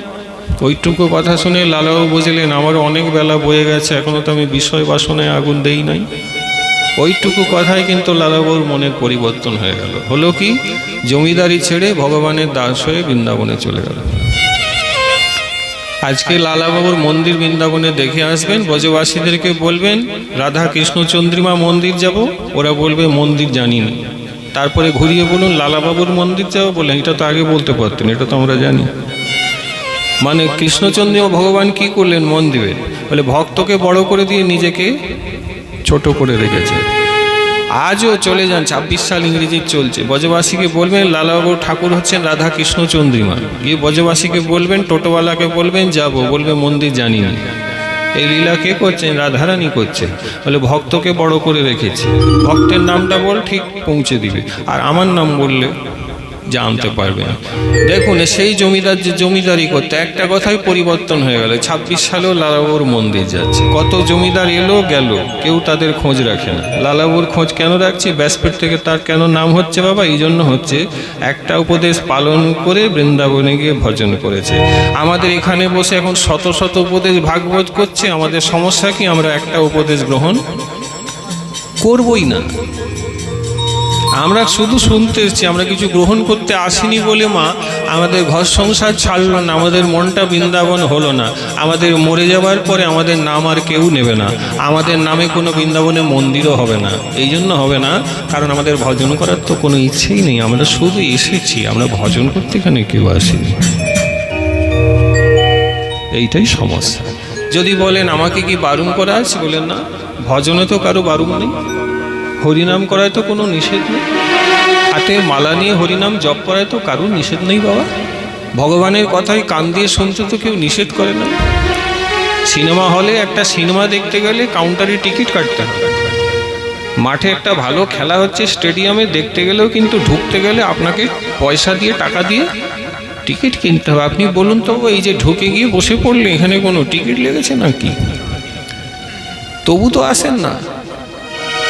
একেই তো মায়া বলে। কেউ এটা বলবেন না আমার পর কৃপা হয়নি না, যদি কৃপা হতো না আমিও খুব ভজন করতাম। তো এটা কি? এই তো কৃপার ভাণ্ডার খোলা আছে, নিত্যানন্দ প্রভু গৌর প্রেমের ভাণ্ডারই নিয়ে বসে আছেন, তিনি তো সব ব্যবস্থা করেছেন। তুমি আসো, তুমি বসো, তুমি তাকে শুনো, শোনার পরে লালার মতন 2-4টা উপদেশ গ্রহণ করো। অনেক পারলে না দুটো নিয়ে। তোমার আমারও তো অনেক বেলা বয়ে গিয়েছে, এখনো তো বাসনায় আগুন দিই নাই, এটাই নিয়ে নেবে। অনেক তো মুখে ফটর ফটর কথা হলো, একটু হরিনাম হোক না। অনেক তো কানে নিন্দা সমালোচনা শুনলে, কিছু তো পেলে না, সবরই হয়ে গেলে, এই মন্থরা হয়ে গেল। একটু কানে হরি কথা শুনুন না। অনেক তো একে তাকে চাপলুসি করলাম, একে তাকে তেল দিলাম, একটু সাধুকে সত্যিকারের গড় করে সম্মান করি না। হ্যাঁ, কাজ আদায় করতে গিয়ে তাকে তেল দিয়েছি, অমুককে তেল দিয়েছি, একটু সাধুর চরণে তেল দিয়ে সেবা করি না, দেখুন জীবন পাল্টে যাবে বাবা। না, আমি তা করব। অনেক তো হাড়গড় চিবালে মা, অনেক তো কড়ায় প্রাণীকে হত্যা করে মেরে খেলে ভাগবত শাস্ত্র বলছে নরকে যাবে। তো এবারে ওগুলো একটু ছেড়ে ভগবানের প্রসাদভোজী হয়ে যাই না। মহাপ্রভু বলছেন তুমি দুর্বল কেন, তোমাকে তো আমি সবল করে পাঠিয়েছি। যারা হীন দুর্বল তারা আহার শুদ্ধ করতে পারে না। মহাপ্রভু বলছেন যদি সবল মনে করো তাহলে এগুলো ত্যাগ করে প্রসাদভোজী হতেই পারে। প্রাণীকে মেরে খেলে তো আর আমার চরণ পাবে না। জীবে সম্মান করবে, জীবকে মেরে কি খাবে? মহাপ্রভুর উপদেশ নিবে না? একটা প্রাণী ছটফট ছটফট করছে, ওকে মেরে দিয়ে কড়াই চড়িয়ে রান্না করে খাচ্ছ মা, এগুলো ত্যাগ করতে হবে। এ তো ঘোরোত্তর অন্যায়, এ তো পাপ। জীব হত্যা মহাপাপ নয় কি? তাকে কড়াই নিয়ে রান্না করবে, এটুকু সবল হয়ে যান। দুর্বলতা আর কতদিন রাখবেন? ভগবানকে ভালোবেসে এটুকু ত্যাগ করে দেখুন, জীবন পাল্টে যাবে। তবে তো গৌর বলবে, তবে তো নিতাই বলবে, তবে তো ভজন হবে গো। তাই মা বাহু তুলে একবার সবাই দুটি হাত তুলে এবার হরে কৃষ্ণ বলো না। হরে কৃষ্ণ হরে কৃষ্ণ কৃষ্ণ কৃষ্ণ হরে হরে, হরে রাম রাম রাম হরে হরে, হরে কৃষ্ণ কৃষ্ণ কৃষ্ণ হরে হরে, হরে রাম রাম রাম হরে হরে। এই দেখুন, এই তত্ত্বগুলো বইতে হবে। এই ভাগবতের কথাগুলো আমাদের চিকিৎসা চলছে। আমরা অপারেশন থিয়েটারেই বসে আছি, চিকিৎসা ডাক্তার করছেন, চিকিৎসা সবারই হয়ে যাবে। কিন্তু তারপরে যে ডাক্তার বলবেন এইগুলো করতে হবে আর এগুলো করা যাবে না, ওইগুলো মানতে হবে। আর আমিষ খাওয়া যাবে না, প্রসাদ পেতে হবে, এটা মানতে হবে। গুরু বৈষ্ণবের কাছে দীক্ষা নিতে হবে। সাজগোজ খুব করো, কোনো আপত্তি নেই, কিন্তু গলা একটা তুলসী মালা ধরো। কারণ এপারে নেকলেস কাজে আসে, ওপারে তুলসী মালা ছাড়া কোনো কিছুই কাজে লাগে না। দেই তুলসী তিল এ দেহ সমর্পিলু, দয়াজন না ছড়বি মোয়ে, মাধব বহুত মিনতি করিত। এ ভগবান, তোমার চরণে প্রার্থনা করি তুমি আমাকে দয়া ছেড়ো না। ভগবান বলছেন মুখে শুধু দয়া ছেড়ো না বললে তো আমি দয়া করব না। তোর কাছে এমন কি আছে যে তোকে দয়া করতে হবে? অমনি ভক্ত গলা খুলে দেখিবে, প্রভু আমার গলায় তোমার তুলসী আছে। দেই তুলসী দিল এ দেহ সমর্পিল, প্রভু এই দেহটা এমনি তোমাকে আমি দিচ্ছি না, দেহে তুলসী দিয়ে দিচ্ছি। আর তুমি বলেছো প্রভু তুলসী তোমার বড় প্রিয়, বিনা তুলসী তুমি একো নাহি মানি। বিনা তুলসী তুমি কিছু মানতে চাও না যদি, তাহলে দেহটা বিনা তুলসী দিব কি করে? তুলসী দিয়ে দিল। তুমি মরে যাও, তোমার কানের গলা তোমার ঘরের লোক খুলে নেবে, কিন্তু যদি গলায় তুলসী থাকে খুলবে না। কেন? ঘরের লোকও জানে ওর কোনো দাম নাই, তাই ওটা গলায় থাকবে। আর ওটা গলায় ভগবানই ইচ্ছা করে রেখে দিল। কেন? মরার পরে পুড়াবে, যখন ওইটা নিয়ে পুড়বেন, তুলসীর সঙ্গে পড়লে কি হয়? গোবিন্দচরণ লাভ হয়, স্কন্দ পুরাণে লেখা আছে। কোনো বৈষ্ণবকে যখন দাহ করা হয় তার বক্ষে শুষ্ক কাষ্ঠ তুলসী দিতে হয়। কেন দিতে হয়? তাহলে গোবিন্দধাম পাবে, সকল পাপ তার শরীর থেকে ভস্মীভূত হয়ে যাবে। সে প্রেতে যাবে না, সে দৈত্য দানব হবে না। কেন মা? গলায় তুলসী কাষ্ঠ দেওয়া আছে, দিতে হয়। শুকনো তুলসী কাষ্ঠ, শুকিয়ে যে গাছগুলি পড়ে গেছে সেগুলি বুকে দিতে হয়, গলায় তুলসী মালা রাখতে হয়। বুঝলেন?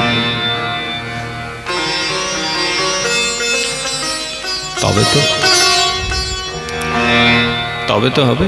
দীক্ষিত অদীক্ষিতের কোনো ব্যাপার নেই মা। আহার শুদ্ধ হয়েছে বা অশুদ্ধ আছে এরও কোনো কথা নেই। মালা পর মাগো, একবার রোগ হয়ে গেলে ওষুধ খেয়েই যেতে হবে। ওষুধ খেতে খেতেই রোগ সেরে যাবে। রোগ আমাদের আছে, ভগবানকে বলেছি। আমি আহারও যদি করে তুলসী পড়বেন, তুলসীর কৃপা একদিন আহার শুদ্ধি ওই। আর তুমি যদি বলো আমার তো আহার শুদ্ধি হয়নি বাবা, আমার এটা ঠিক না, আমার তো সেটা ঠিক না, আমি তুলসী মালা পরবো কি করে? তা শোনেন মাগো, এই কথাটা তেমনই হয়ে গেল। কেমন জানো? ওই সমুদ্রের ধারে যে ব্যক্তিটা গিয়েছে, আর সমুদ্রের ঢেউ দেখে বলছে খুব স্নান করার ইচ্ছা ছিল, কিন্তু এত ঢেউ, আমি চান করবো, আগে ঢেউটা থেমে যাক তারপরে চান। বাবা আপনি বয়স্ক, বলুন বাবু সমুদ্রে চান করবেন, বলছে ঢেউ থামলে করব। ওনার কি চান হবে? কেন হবে না মা? কারণ ঢেউ তো কোনোদিনই থামবে না। তো তোমার এই যে অসুখগুলো আছে এগুলো বিনা তুলসীতে তো সারবে না। তুমি বলছো আগে রোগটা সেরে যাক বাবা, তারপরে তুলসী করবো। এই কথাটা ওরকমই হলে ঢেউ থেমে যাক তারপরে চান করবো। তা যেমন ঢেউ থামে না, ওই ঢেউয়ের মধ্যেই চান করতে হবে, সেরকম যত আগাছা নিয়ে বসে আছো তার মধ্যেই গলায় তুলসীর মালা ধরতে হবে। তুলসীর কৃপায় সব আগাছা যাবে, তুমি শুদ্ধ। আর যদি তা মনে না করো তাহলে আর তুলসী পড়া হবে না, আর হবে না। আর যেমন চান হবে না তেমনি আর তুলসী পড়া হবে না। কি করে হবে? করতে করতে মরে যাবে, আর হলো। তা তুলসী ধারণ করো, গলায় তিলক রাখো, তিলক তিলক বলে গোড়ার কথা। ঠাকুরকে প্রণাম করতে গেলে গুরু বৈষ্ণবকে তিলক রাখতে হবে। এক হাতে কখনো প্রণাম করবে না, দু হাতে প্রণাম। এক হাতে প্রণাম করলে পুণ্য ক্ষয় হয়, দু হাতে প্রণাম করলে কৃপা। হাতে মালা নিয়ে অন্য সেবা করবে না, হাতে মালা রেখে হাতে জল নিয়ে প্রসাদী হয়েছে হাত ধুয়ে তারপরে সেবা করবে। এক হাতে মালা আর এক হাতে সেবা করলে অপরাধ হয়। সকালে উঠে মহাপ্রভুকে স্মরণ করবে, বিছানায় উঠে গুরু বন্দনা করবে। আর মায়েরা কি গুরু বন্দনা গাইলেন তোমাদেরকে একটা কথা বলি। এই যে দেখেন মা, খুব মন দিবেন, আমি আগেরবার এসে একটা গান গাইলেন, কি ব্রহ্মা বিষ্ণু নারায়ণ দিয়ে একটা গান গাইলেন গুরুদেবের। মা গো, মন গড়া গান গিয়ে কোনো লাভ নেই। খুব মন দিবেন, একবারই বলবো, যে গানে কৃপা হয়, যে মহাজনের পদে কৃপা হয়, সেটা মহাজনের দ্বারা বিরচিত হওয়া চাই। অর্থাৎ এমন গানগুলি গাইবে যেগুলি আচার্য মহাজন মানে মহাপ্রভু পরিকর যারা তারা লিখেছেন। তোমরা যে গানটা গাইলে এটা মহাপ্রভু কোনো আচার্য লিখেন নাই। তাহলে হবে কি, এরকম আধুনিক শত শত কেন হাজার হাজার গান তৈরি হয়েছে, আমরা এরকম হাজার হাজার গান তৈরি করে দিয়ে গাইতে পারি, শুনতে ভালো লাগবে, কিন্তু জানবেন কৃপা হবে না। কেন? কারণ আমি তো কোনো মহাজন নই। যে গানটি গাইছো ভালো করে লক্ষ্য করবে যে পদকর্তা কোন মহাজন হয়। যদি আচার্য মহাজন না হয় সেটি গান করা যাবে না। কেন? বলে ওতে কৃপা নাই। গুরু বন্দনা গাইবেন শিখিয়ে দিচ্ছে। আমরা যদি আসি তো সনাতন গোস্বামী পদের গুরু বন্দনা বাংলায় আছে, ওইটা আপনি গাইবেন। আশ্রয় করিয়া বন্দ শ্রী গুরু চরণ, যাহা হইতে মিলে ভাই কৃষ্ণ প্রেম ধন, জীবের নিস্তার লাগি নন্দ সুত হরি, ভুবনে প্রকাশ হন গুরুর উপধরি। এইটি গাইবেন। যদি বলেন এইটি কেন গাইব, কোন মহাজনের লেখা? মহাপ্রভু প্রিয় পরিকর পার্শ্বদর্শী সনাতন গোস্বামী পাদের লেখা। এইটি গাইলে কি হবে? তোমার গাওয়াও হবে, গুরুকে বরণ করা হবে এবং গুরুর কাছ থেকে প্রভূত কৃপা লাভ করা হবে। কোন এরকম গান বাজনা গাইবেন না যেটা আধুনিক গান, যেটা কোনো মহাজনের দ্বারা বিরচিত নয়, তাতে কিন্তু কৃপা নাই। আমরা জানি, আমরা বহু ভাগ্যে আমার কাছে এক একটা মিনিট এখানে গুরুত্বপূর্ণ যে এসেছি। কেন? আমার দেহটাকে অনিত্য বলে আমি মনে করি, আপনারও তাই। আর সময়ের মূল্যটাকে বুঝি। অনেক কষ্ট করে বাবা ভুল রাস্তায় গিয়ে টায়ার পাল্টিয়ে আমি এসেছি। এটা অনর্থ, এটা জগতের নিয়ম, এটা প্রতিকূলতা। আপনি যত বড়ই ড্রাইভার হন, আপনি আটকা পড়বেন। আমি দেখলাম আমি যেতেই পারছি, ধৈর্য ধরে পৌঁছে গিয়েছে। এই যে সময়টা কাজে লাগাচ্ছি না, আমি লুচি ডালপুরি খেতে এসেছি, না ভোগ বিলাসিতা করতে এসেছি, কিচ্ছু নয়। আমাকে ভাগবত পাঠের জন্য মায়েরা কৃপা করে ডেকেছে আর বলছে এমন করে ভাগবত পাঠ করুন সকলের হৃদয় যেন কথাগুলি গাঁথা হয়ে যায়। সেই চেষ্টাই করছি, আশীর্বাদ করবেন। সময়ের মূল্যটা বুঝি। কেন জানেন মা? হৃদয় থেকে বলছি, কথাগুলো মন দিবেন। এখন আছি, কালকে নাও থাকতে পারি। আমার প্রভুকে আমি কি উত্তর দেবো? এই গ্রামে গেলে শাস্ত্রের কথাগুলো শাস্ত্রের মতন বলবি। আর আমার আচার্যদেব আরেকটা কথা বলতেন, পাত্র ক্ষেত্র দেখে পাঠ করবি। এই জায়গায় বসে তো আর রাসলীলা পাঠ হবে না, হবে? কারণ যোগ্যতা পাত্রতা আমাদের কারোরই নেই। এখানে এমন কিছু কথা বলতে হবে যেটা সহজ সরল হবে এবং সকলে বইতে পারবে, সকলের হৃদয়ে গাঁথা হয়ে যাবে। এই জন্য পাত্র ক্ষেত্র দেখে দিবে। পাত্র যদি এইটুকু হয়, জিনিসও একটুকুই ধরবে। পাত্র যদি বড় হয় তাতে বেশি ধরবে। পাত্র ক্ষেত্র দেখে বলতে হবে। এমন কিছু বলে দিলাম ভগবানের তত্ত্ব কথা যা মাথায় ঢুকলো না, তা বলে কোনো লাভ হবে না। এমন করে বলতে হবে যাতে সবাই বুঝতে পারে। তো সময়ের মূল্যটা আমরা বুঝি।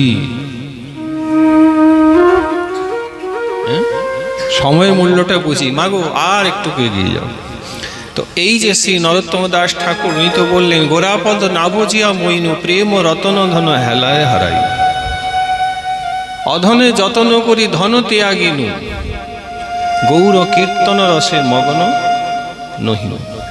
সৎসঙ্গ ছাড়িয়া কইনু অসতে বিলাস, তে কারণে লাগিল যে কর্মবন্ধ পাশ, বিষয় বিষম বিষ সতত খাইনু, গৌর কীর্তন রসে মগ্ন নহিনু। কেনে বা আছে প্রাণ কি সুখ লাগিয়া, নরোত্তম দাস কেন না গেল মরিয়া। বাবা এগুলো একটু মুখস্থ আপনাকে করতে হবে, যদি মুখস্থ নাই তাহলে গ্রন্থ দেখে হলেও সারাদিনে একবার করে পড়তে হবে। কেন জানেন মা? এই পদকর্তা কে জানো? এ তো বললাম, নিত্যানন্দ প্রভু প্রেমে যার অঙ্গটি গঠন হয়েছে, একে বৃন্দাবনে প্রেম ভক্তির আচার্য বলা। ইনি সেই ঘরের কারেন্ট যিনি তোমার ঘরের আলো জ্বালিয়ে দিবেন, মানে তোমার হৃদয়ে ভক্তির আলোটা জ্বালিয়ে দিবেন। তাই পড়তে আপনাকে হবেই। আচার্যের বা যে কোনো আচার্য, গৌড়ীয় বৈষ্ণব আচার্য জিজ্ঞাসা করবেন, এইগুলি পড়তে হবে, পারলে 2-4 পদ মুখস্থ করে নিতে হবে। এটা আমার গুরুদেব বলেছে। প্রভু আমার প্রসন্ন হয়ে যাবেন যখন দেখবেন মুখস্থ করে নিয়েছে আর গাইছে। হৃদয় থেকে গাইতে হবে, হৃদয় থেকে গাইতে। বলো জয় নিতাই, জয় নিতাই। যারা বললে না তারা বলো জয় নিতাই, জয় নিতাই। একটু জোরে বলো জয় নিতাই, নিতাই গৌর প্রেমানন্দ। এই তো মা নামাচার্য হরিদাস ঠাকুর তো শুনলে, হ্যাঁ? নামাচার্য হরিদাস ঠাকুর, অদ্ভুত বিষয়, অদ্ভুত বিষয়। বাবা নামাচার্য হরিদাস ঠাকুরের ঘটনা তো সবাই জানে না। ভাগবতে পাই ব্রহ্মা যখন গোপালের কাছে অপরাধ করলো, গোষ্ঠে গোপাল যখন সখাদের নিয়ে বসে ভোজন করছিল, এঁটো খাচ্ছে এঁটো খাওয়াচ্ছে, উপর থেকে ব্রহ্মা দেখে মোহিত হয়ে গেল। বুঝতে পারলো না পরব্রহ্ম ভগবানের লীলা। বিচার করতে শুরু করলো, আমার গোবিন্দ, আমার পরব্রহ্ম ঈশ্বর যিনি আমাকে সৃষ্টি করলেন, তিনি কারোর এঁটো খেতে পারেন? তাকে কেউ এঁটো খাওয়াতে পারে? আরে আরে আরে এ কি? এই ছেলেটা দেখছি আমার গোবিন্দের কাঁধে উঠে গেল। আরে এ কি? তার পা দুটিকে ধরে গোবিন্দ আমার দৌড়াচ্ছে। ব্রজলীলা, কাঁধে চড়ায় করে কিরারণ, তুমি কোনো বড় লোক, আমি তুমি সম। ব্রহ্মা ব্রজলীলা বুঝতে পারল না। এই জন্য বলে বাবা, ব্রজে যদি অধিকার পাত্র ক্ষেত্র হয় তাহলে যাবেন, নইলে ভুল হয়ে যাবে। দেখতে গিয়ে আর কিছু দেখে বিচার করতে যাবেন, ব্রহ্মার মতন অপরাধী হয়ে যাবে। ব্রহ্মা বিচার করলো কি মা? সখাদেরকে হরণ করে সত্যলোকে নিয়ে, গোবৎস বাছুর যারা গোপাল চড়াচ্ছিল তাদেরকে হরণ করে নিয়ে গেল। গোপাল নেত্রবন্ধ করে দেখলো ব্রহ্মা সেই কাণ্ডটি ঘটিয়েছে। তারপরে ব্রহ্মলোকে ভগবান নিজে ব্রহ্মারূপ ধারণ করে ব্রহ্মার আগে গিয়ে বসে গেল। বল, আচ্ছা ওকে আমি বুঝাচ্ছি, আমারই ছেলে আবার বাপের পরীক্ষা না। ভগবান গোবিন্দ ব্রহ্মার সত্যলোকে আসনে উঁচুতে গিয়ে আগে বসে গেলেন। ব্রহ্মা যখন সবকে লুকে গিয়ে যখন নিজের কাছে আসছেন, নিজের আসনে, তার প্রহরীরা ব্রহ্মাকে আটকে দিয়েছে। কারণ ভগবান ব্রহ্মার রূপ ধারণ করে যখন ঢুকেছিলেন, তখন সেবকদেরকে বলেছিল, ওরা তো চিনতে পারেনি, বলেছিল দেখ নকল ব্রহ্মা আমার পিছনে আসছে, যদি আসে ওকে ঢুকতে দিবিনি। মানে আসলটাই আসছে, কিন্তু তো নকলটা মানে আসল আমাদের গোবিন্দ। এবারে যেই ব্রহ্মা ঢুকছে, সেবকরা আটকে দিয়েছে। বলে আপনি কে? বলে আরে আমি ব্রহ্মা। আমি কে মানে? বলে না, আমাদের ব্রহ্মদেব তো আগেই বসে গেছেন। ব্রহ্মা বলে আমার আগে আমার সিংহাসনে কে বসছে? সব দিকে যে গিয়ে দেখে সত্যি ব্রহ্মা বসে আছে। ব্রহ্মা খালে বলে এ কে? নিজের দিকে দেখে, ওদিকে দেখে, একই। তখন তো সেই গোপাল যে ব্রহ্মা হয়ে বসে আছে, ব্রহ্মাকে দেখাচ্ছে আর বললেন, আপনি কে? এইভাবে অবাক হয়ে আমার দিকে তাকিয়ে আছে। বলে আমি তো ব্রহ্মা। তুমি কে যে আমার সিংহাসনে বসে আছো ভাই? বলে আমি কে তো পরে জানবো, তুমি কে আগে বলো। আমি তো বললাম আমি ব্রহ্মা। বলে কোন ব্রহ্মা? বলে আরে ভাই, সৃষ্টিতে একটাই ব্রহ্মা আছে, আবার কোন ব্রহ্মা মানে? বলে না, সৃষ্টিতে একটা ব্রহ্মা নাই, আমি যা জানি সৃষ্টিতে কোটি কোটি কোটি কোটি ব্রহ্মা আছে। ব্রহ্মার অভিমান অহংকার ভাঙলো। ব্রহ্মা বললো আমার মতন কোটি কোটি আছে? কে আপনি? কোটি কোটি আছে? সব মিথ্যে কথা, আমি একাই আছি। তখন গোপাল নেত্র বন্ধ করে গর্ভদোষাই বিষ্ণুকে স্মরণ করে বললেন, দেখো সৃষ্টিতে তুমি ব্রহ্মাণ্ডে কোটি কোটি ব্রহ্মাণ্ড তৈরি করেছো, সেখানে যে কোটি কোটি ব্রহ্মা আছে তাদেরকে একটু এখানে পাঠাও দেখি। ওর অভিমান হয়ে গেছে, বলছে আমি তো একাই ব্রহ্মা, আর কোথায়? গর্ভদোষায় বিষ্ণু গোবিন্দের আজ্ঞা পালন করলেন। যত ব্রহ্মাণ্ড আছে বাবা, এক এক ব্রহ্মাণ্ডে এক এক ব্রহ্মা, সবাইকেই ডাকলেন মা। সত্যলোকে কোটি কোটি ব্রহ্মা দাঁড়িয়ে আছে, কোটি কোটি। ভাগবতে লেখা আছে একে অপরের মুকুটে ঠোকা লাগছে, মানে দাঁড়াবার জায়গা নেই, ঠেলাঠেলি হয়ে যাচ্ছে, গুতোগুতি লেগেছে। তখন ব্রহ্মার অভিমান গেল। তিনি মনে করতেন একোয়াস্মি ন দ্বিতীয় ভবিষ্যৎ, আমি একাই, আমার মতন কেউ হতে পারে না। আর যখন দেখলে আমার মতন কোটি কোটি, তারপরে কি আর অভিমান থাকে? অভিমান ব্রহ্মার ধরে গেল, হাত জড়ো করে বুঝলেন যে সিংহাসনে বসে আছে সে গোবিন্দ ছাড়ার অন্য কেউ হতে পারে না। ভুল ভেঙেছে, চোখে জল নিয়ে প্রণাম করেছে, প্রভু আমি ভুল করেছি, তোমাকে পরীক্ষা করতে গিয়েছি, তাই তুমি আমাকে কৃপা করে জানালে যে আমি একটা ক্ষুদ্র তোমার সেবক, আমার আসলে কোনো অস্তিত্বই নেই, কিচ্ছু নেই। জানন্তি জানন্ত কিংমে বহুক্তা নমে প্রভ মনস বপুষ বাচ তব বৈভব গোচর। ভগবান ব্রহ্মা বলছেন, প্রভু কেউ তোমার লীলা যদি জানে তাকে দণ্ডবত। প্রভু আমি ব্রহ্মদেব বলছি, আমি মনের দ্বারা, বাক্যের দ্বারা, এই বদনের দ্বারা, কোনো কিছুর দ্বারাই তোমার কোনো লীলাই আজ পর্যন্ত জানতে পারিনি। মনস বপুষ তব বৈভব গোচর। প্রভু মনের দ্বারা, বপুষ দেহের দ্বারা তোমার বৈভব লীলা আমি কিছুই জানি না, আমি ভুল করেছি, প্রভু তুমি আমাকে ক্ষমা করে দাও। ভগবান সেদিন বলেছিলেন, মা গো গোপাল, ব্রহ্মা যদি তুমি আমার চরণে অপরাধ করতে আমি তোমাকে ক্ষমা করে দিতাম, কিন্তু তুমি ভক্ত অপরাধ করেছো, সেই অপরাধের ফল কিন্তু তোমাকে ভোগ করতে হবে। দেখো ভৃগু বৈকুণ্ঠে এলো, আমার বক্ষে লাথি মারলো, আমি সহ্য করিনি, তাকে গড় করেছি। ভৃগুর অপরাধ নেই, আছে না? ঈশ্বরের মধ্যে কে পূজ্য হবে, ঋষিদের মধ্যে আলোচনা। ভৃগু জানেন তো বৈকুণ্ঠে গিয়ে ভগবানের বুকে লাথি মেরেছিল নারায়ণ, তো নারায়ণ তো অপরাধ নেয় নাই, চরণে ব্যথা লেগেছে বলে ঋষির চরণকে নিয়ে নিজে সেবা করেছিল, অপরাধ নেন নাই। তো যদি কেউ ভক্ত অপরাধ করে সেটা সহ্য করতে পারে না, কিন্তু যদি গোবিন্দ চরণে কেউ লাথি মেরে দেয়, ভগবান বলছেন সহ্য করে নেব, কিন্তু যদি ভক্ত বৈষ্ণব অপরাধ করো সেটা আমি সহ্য করতে পারবো, সেটা পারবো না। তাই হলো ব্রহ্মাকে বললেন, তুমি আমার সখাদেরকে হরণ করেছো, তাদেরকে আমার থেকে দূরে নিয়ে গেছো, আমার গোবৎস বাছুরকে আমার থেকে দূরে করেছো। যে ভক্তকে ভগবানের থেকে দূরে করে দেয় ব্রহ্মা, তার অপরাধ আমি নিই, অপরাধ তোমাকে পেতে হবে। প্রভু কি অপরাধ? বলে কলিযুগে তোমাকে জন্ম নিতে হবে। আর যে ভক্ত অপরাধ করেছো, এই ভক্ত অপরাধের জন্য কলিযুগে তোমার দুটি অপরাধ হয়েছে। কি কি? বলে এক নাম অপরাধ আর ভক্ত অপরাধ। তাই তুমি কলিযুগে দুইভাবে অবতীর্ণ হবে। নাম অপরাধ হয়েছে নাম খণ্ডন করার জন্য, তুমি যবন কোলে হরিদাস ঠাকুর হয়ে অবতীর্ণ। তুমি অবতীর্ণ হয়ে অজস্র নাম করবে, শুধু হরিনাম করবে, করতে করতে হরিনামের প্রভাবে তোমার এখনো যে নাম অপরাধ হয়েছে ওটা খণ্ডন হবে। আমি যে নাম নামী রূপে অভেদ, তুমি আমার বিচার করেছো, তোমার নাম অপরাধ। আর ভক্ত অপরাধ ওই তো বললাম, ভক্তদেরকে দূরে করেছো। তো ভক্ত অপরাধ করেছো, ভক্ত নিন্দা করেছো, ভক্ত অপরাধ করেছো, এর জন্য তোমাকে কলিতে অবতীর্ণ হয়ে এবারে ভক্তের মহিমা গাইতে হবে।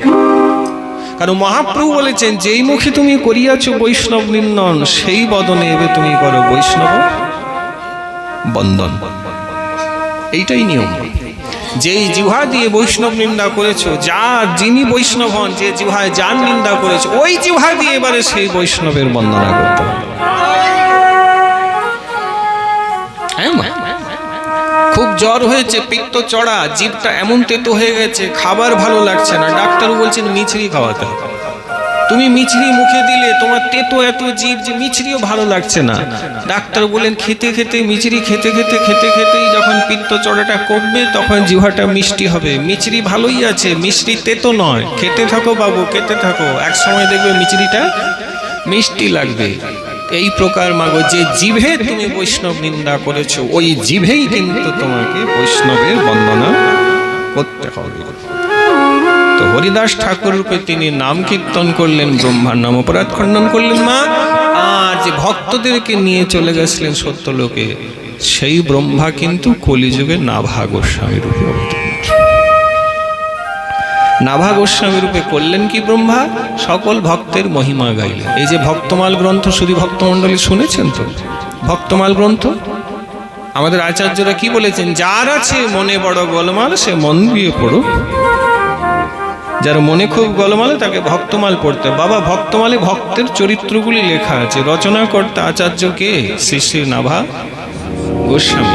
ওই তো ভক্তের মহিমা খুব খুব খুব করে গাইলেন, আর ভক্ত অপরাধ যে করেছিলেন খণ্ডন করে নিলেন। তো ব্রহ্মা দুই ভাবে প্রকট হলেন, নাভা গোস্বামীজি আর শ্রী হরিদাস ঠাকুর। বলো জয় নিতাই। জয় নিতাই। তুমি হরিদাস ঠাকুর রূপে যে ব্রহ্মা এসেছেন এটা তো জানতে, আমরা জানি, কিন্তু নাভা গোস্বামী রূপে এসে যে ভক্ত অপরাধ খণ্ডন করেছিলেন এটা বোধহয় জানতেন না।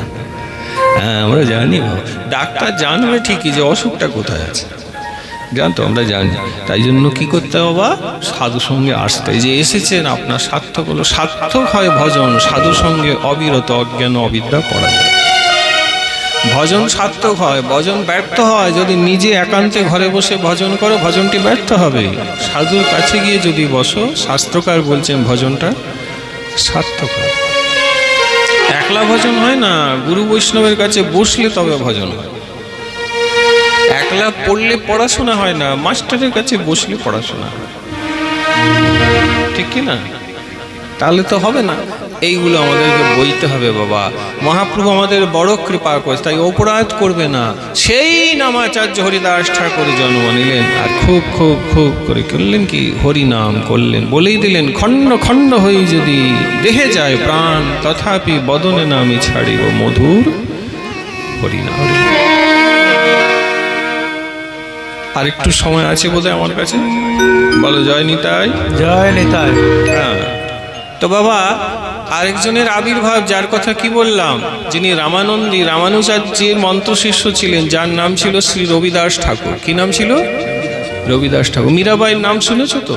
মীরাবাইয়ের গুরুদেবিনী, শুধু মীরাবাই না, অনেকের গুরুদেব ছিলেন বাবা। অদ্ভুত অদ্ভুত ভক্ত হয়েছে, অদ্ভুত।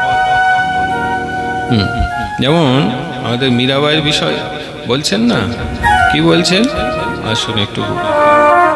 আমাদের স্বপনদা বাজাচ্ছিলেন, পাঠের আগে একটু গানটা একটু তাহলে করে নি। দেখুন মীরাবাইয়ের গান। এক রাধা, আমরা প্রথমবার গাইছি গানটা, গাইনি কখনো, অন্য কারণে গাইনি, তবে একটু গাইছি, কারণ আমি বসার আগে দেখলাম স্বপনদা মিউজিকটা দিয়ে দিল এই গানটায়। তো আপনাদের কাছে প্রথমবার গাইছি গানটা, আপনারা শুনেছেন, খুব প্রসিদ্ধ ভজন। এক রাধা এক मीरा दोनों ने श्याम को चाहा,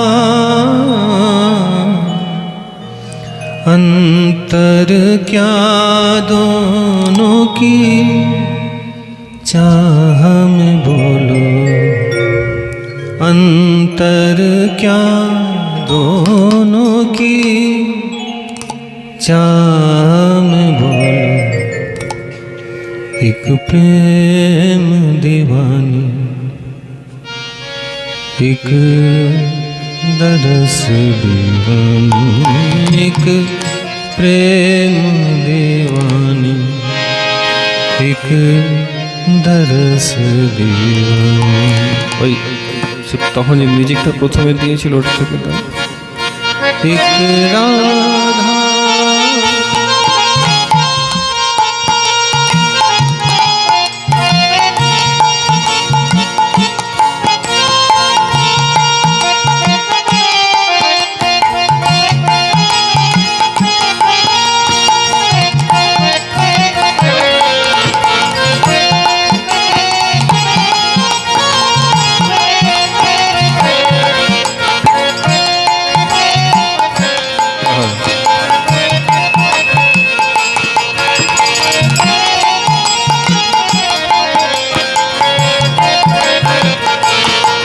एक राधा एक मीरा, एक राधा एक मीरा, श्याम को चाहा, अंतर क्या दोनों की चाह में बोलो, अंतर क्या दोनों की चाह में बोलो। एक प्रेम दीवानी, एक तरस दीवानी, एक प्रेम दीवानी, एक तरस दीवानी।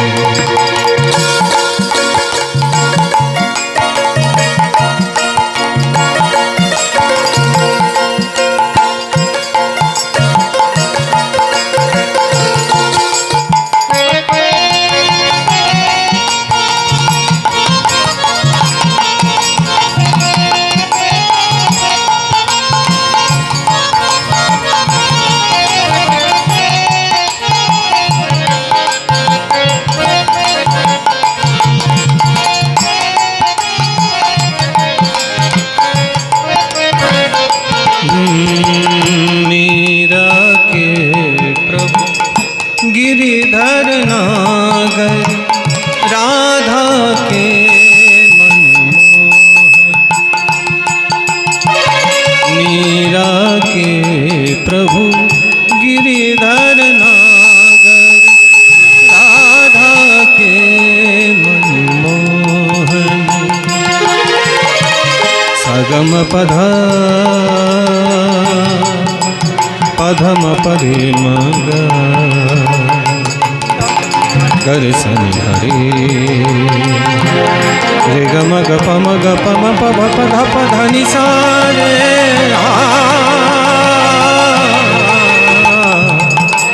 मीरा के प्रभु गिरिधर नागर, राधा के मनमोहन। राधा दिन श्रृंगार करे और मीरा बन गई जोगन।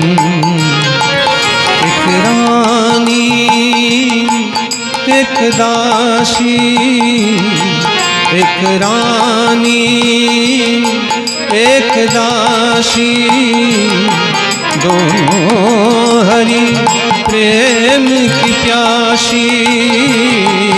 अंतर क्या दोनों की चाह में बोलो, अंतर क्या दोनों की चाह में बोलो। एक प्रेम दीवानी, एक तरस दीवानी, एक प्रेम दीवानी, एक तरस दीवानी।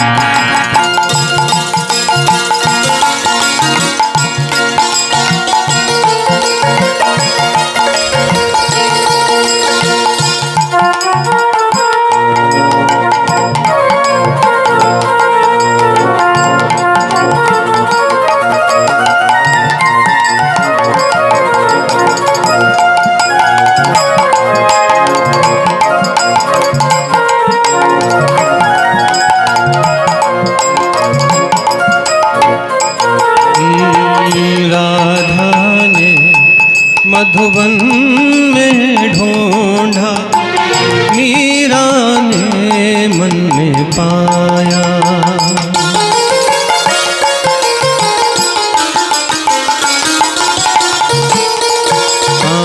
राधा ने मधुबन में ढूंढा, मीरा ने मन में पाया। राधा जिसे खो बैठी गोविंद, मीरा दरस दिखाया। एक मुरली एक पागल, एक मुरली एक घायल। अंतर क्या दोनों की चाह में बोलो, अंतर क्या दोनों की चाह में बोलो। एक सूरत लुभानी, एक मूरत लुभानी, एक सूरत लुभानी, एक मूरत लुभानी, एक सूरत वाणी एक मूरत वाणी एक राधा एक मीरा एक राधा एक मीरा दोनों ने शाम को चाहा दोनों ने शाम को चाहा एक प्रेम दीवानी एक दर्द दीवानी एक प्रेम दीवानी एक दर्श दीवानी एक प्रेम दीवानी एक दर्श दीवानी एक प्रेम दीवानी एक दर्श दीवानी। बोली राधा रानी की একটু মাইকটা ডিস্টার্ব প্রথমবারই গাইলাম আমি অনেকদিন পাঠ কিন্তু এটা আগে কখনো গাইনি কারণ আছে একটু ডিস্টার্ব হয়ে গেছে আবার ভবিষ্যতে গাইবো তখন আরো ভালো করে হবে নিতাই গৌর প্রেমানন্দে এগুলো রাগ রঞ্জিত গান তো বাবা এটা ডিস্টার্ব হলে খুব সমস্যা হয়ে যাবে মানে গানটার লেভেলটা হচ্ছে অনেক উপরে আর কি তো সব অ্যাডজাস্ট ঠিক থাকলে তখন গানটা আরো ভালো হবে আশা করি ভালো হবে আগামী দিন আইবান বলেন জয় নিতাই জয় নিতাই। আচ্ছা আমাকে বলেছেন আপনারা সবাই প্রসাদ পাবেন একটা বেজে গেছে আর তো এগোনো যাবে না আবার যদি কৃপা হবে আমরা আবার ভগবানের কথা শুনবো তবে মাগো একটু কথা বলে রাখি বাবা তো সঠিকই বলেছেন গ্রামবাসীর অনেক নিয়ম আছে টাইমে প্রসাদ পাবে টাইম ফেল হয়ে গেলে আবার সমস্যা বাবা একটু দয়া করে বলি আবার কবে আসবো না আসবো আমার কথাটা আপনি হৃদয়ে রাখুন এটা আমার নয় শাস্ত্রের কথা আসলে প্রসাদ দুরকম হয় কত রকম মা দুরকম কোন কোন প্রসাদ আগে ভজনের প্রসাদ তারপরে ভোজনের প্রসাদ শাস্ত্রে লেখা আছে আগে ভজনের প্রসাদ হয়ে গেলে পূর্ণ তারপরে ভোজনে বসবে এখন গ্রাম বাংলার ব্যাপার আলাদা কীর্তন হোক পাঠ হোক এগুলো আপনি দেখতে পাবেন কি দেখতে পাবেন কীর্তনীয়রাও তাই করেন কীর্তন একদিকে চলছে অন্যদিকে খাওয়া চলছে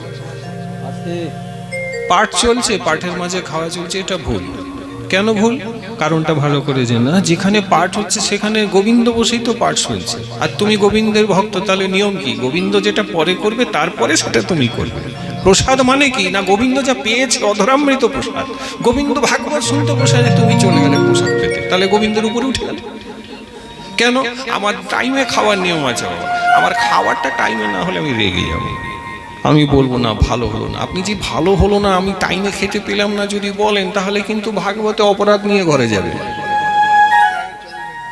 এগুলো একটু ভুল হচ্ছে আমি কবে আবার আসবো কে ডাকবেন আমি জানি না আমি জানিয়ে দিয়ে গেলাম আর দয়া করে বুঝো আরেকটা তত্ত্ব আছে বলে দিচ্ছি যে আচার্য এসেছেন যাকে ডেকেছি যিনি ব্যাসপীঠে বসে আছেন এক্ষেত্রে আমি অপরাধ নিও না আমি শব্দটা ব্যবহার করলাম নিয়ম হচ্ছে আমরা প্রসাদ পাওয়ার পরে তুমি পাবে কিন্তু কে মানবে আমি এটাও বলে দেব কে মানবে ঠিক আছে তোমাকে মানতে হবে না তুমি আমার আগেই পেয়ে নাও এরকম অনেক জায়গায় পাঠে গেছি আমার জয় দেওয়া আছে পঙ্গতের দুদিকে সব বসে গেছে আমি পাশ দিয়ে পাঠ করে এগিয়ে যাচ্ছি তারা বসে গেছে অলরেডি মানে তারা খাবে আমি পুঁতি সাজিয়ে যাচ্ছি এরাও দেখেছে পায়ে হাত দিয়ে না পায়ে দিয়ে সব বসে গেছে অলরেডি কি করা যাবে মা একটু ভেবে দেখলেন না যে বক্তা কৃপা করে এতক্ষণ ভগবানের ভজন শোনালেন হায় তিনি এখনো ভোজনে বসলেন না আমি আগে বসে গেলাম একদিন যদি 1 ঘন্টা পরে খাই তাহলে কিছু অশুদ্ধ হবে না ভজন করে তুমি শুদ্ধ হয়ে যাবে নিয়মই তাই জানেন বাবা আপনি তো বললেন আপনিও জানেন গ্রামের নিয়ম তাই বলেছেন কি করবেন মহাপ্রভুর লীলা দেখুন গম্ভীরানাথ মহাপ্রভু একদিন গোবিন্দের হাতে হরিদাস ঠাকুরের জন্য সিদ্ধভোগলে প্রসাদ পাঠিয়েছিলেন যারা শাস্ত্র পড়েন শুনেন সঙ্গ করেন তারা জানবেন হরিদাস ঠাকুর ব্যাধি লীলা করছেন গোবিন্দ মহাপ্রসাদ এনেছেন হরিদাস ঠাকুর কি বললেন হরিদাস ঠাকুর কহে গোবিন্দ মহাপ্রসাদ এনেছো কেমতে উপেক্ষিব সংখ্যা সংকীর্তন আমার ফোরাই নাই কেমতে খাইব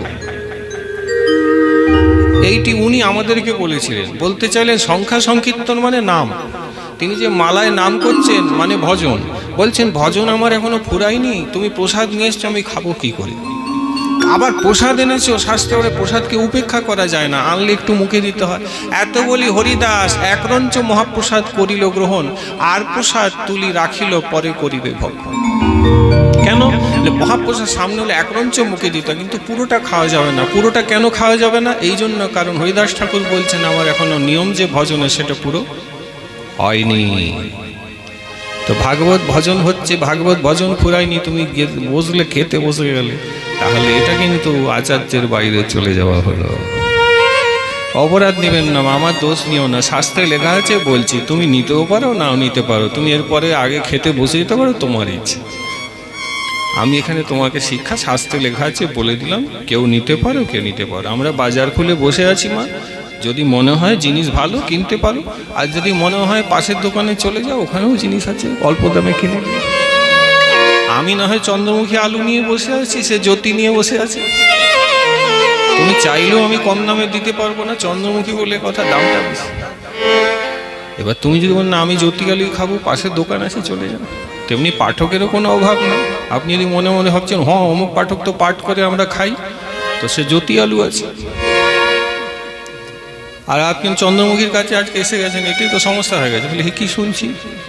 শাস্ত্রের থেকেই বলছি, যা শুনছেন তাই। হরিদাস ঠাকুর খেলেন না, বলে ভজন হলে পুরোটা খাবো, এক রঞ্চ মুখে দিয়েছে, কিন্তু গ্রামে এসব এখন কেউ মানে না। তাই আজকে বলে দিলাম বাবা, কাল ডাকবেন, এগুলো জেনে রাখুন।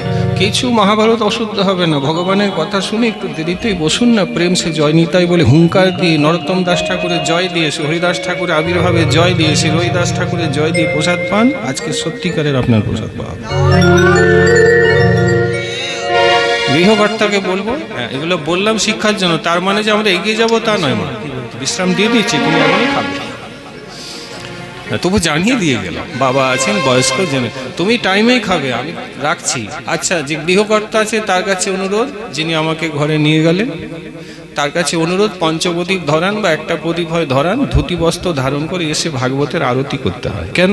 কারণ মন্দিরের দিন ধরেছে। মন্দির বলতে কি? ভাগবত। ভাগবত মানে ভগবান। এই যে ভাগবত যে এসেছেন, গৃহকর্তা যে কোথায় আছেন, ধুতি পরুন, ধুতি পরে শীঘ্রই করে আসুন। পঞ্চপ্রদীপ নাই তাহলে একটা প্রদীপ নিন, ঘণ্টা বাদ্য শঙ্খ বাজিয়ে আরতি করুন। আরতি হবার পরে প্রসাদ পাবেন। মানে আর 15-20 মিনিট সময়, তোমাদের মূল্যবান সময় একটু লাগবে।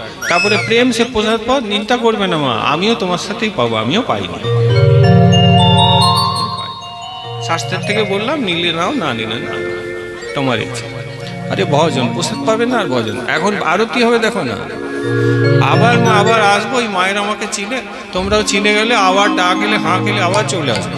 চলে এলে শুধু ভজন। আর হরি কথা তো শুনলে, যা শুনলে মনে রাখো, কাজের কাজ হবে। আরতি করবেন, আরতি নিয়ে আসুন। জয় জয় রাধে কৃষ্ণ গোবিন্দ, জয় রাধে গোবিন্দ, রাধে গোবিন্দ, রাধে গোবিন্দ, রাধে গোবিন্দ, রাধে গোবিন্দ, জয় জয় রাধে কৃষ্ণ গোবিন্দ, জয় জয় রাধে কৃষ্ণ গোবিন্দ, জয় জয় শ্যাম সুন্দর মদন মোহন বৃন্দাবন চন্দ্র, জয় জয় রাসেশ্বরী বিনোদিনী ভানুকুল চন্দ্র, জয় জয় রাধারমণ বিহারী শ্রী গোকুলানন্দ, জয় জয় রাধাকান্ত রাধা বিনোদ, জয় রাধে গোবিন্দ, জয় জয়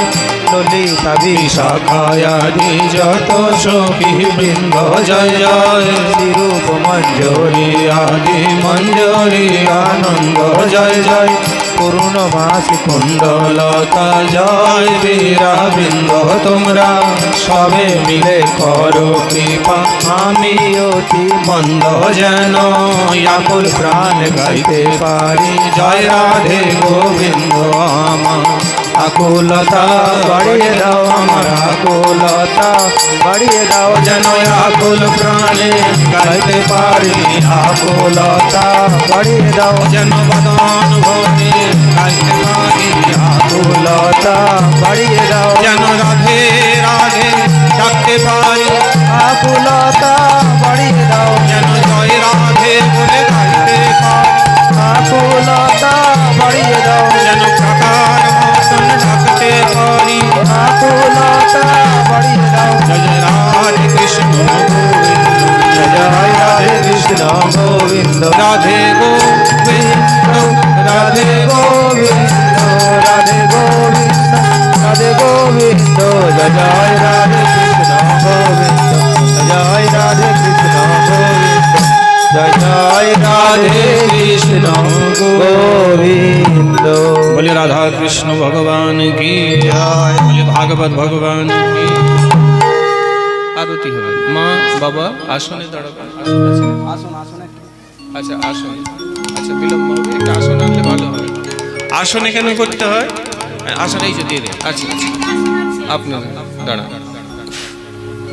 আসনে আরতি করলে কি হয়? আরতির ফলটা ঊর্ধ্বস্তন মানে আপনার হৃদয় এসে পৌঁছাবে, আর না হলে আসন না করলে মাটিতে নিয়ে চলে যাবে, থাকবে। এই ফলটা আপনি পাবেন, এই যা হলো ফলটা ওনারা পাবেন, কারণ ওনারা আয়োজন করেছেন মা, ফলটা ওনারা পাবেন। আপনি বসলে দর্শন করতে পারবেন, দাঁড়ালে পিছনে করতে পারবেন না। তাই যদ্যপি দাঁড়ালে ভালো, কিন্তু দাঁড়ালে সবাই দেখতে পাবে। মা এটা এই দিকটা করতে হবে আসলে, মানে হ্যাঁ হ্যাঁ হ্যাঁ আসনটা দাঁড়াবে। তুমি তুমি ওনার বাঁ দিকে আপনি, হ্যাঁ যেমন হ্যাঁ হ্যাঁ ভাগবত এই দিকটা আরতি হবে, এইখানটা। আচ্ছা এইটা একটু বলে দিতে হবে, যেহেতু উত্তর দক্ষিণ বললে। শোনেন, ভাগবত যেখানে অবস্থান করছেন ওই দিককেই আরতি করতে হবে। রাধারস শুনো শুনো একটু শুনো, রাধারস সুধানিধিতে রাধারানীর মহিমায় লেখা আছে, আমাদের আচার্যরা বলছেন, বলে যেদিকে রাধারানী ওই দিককে নমস্কার।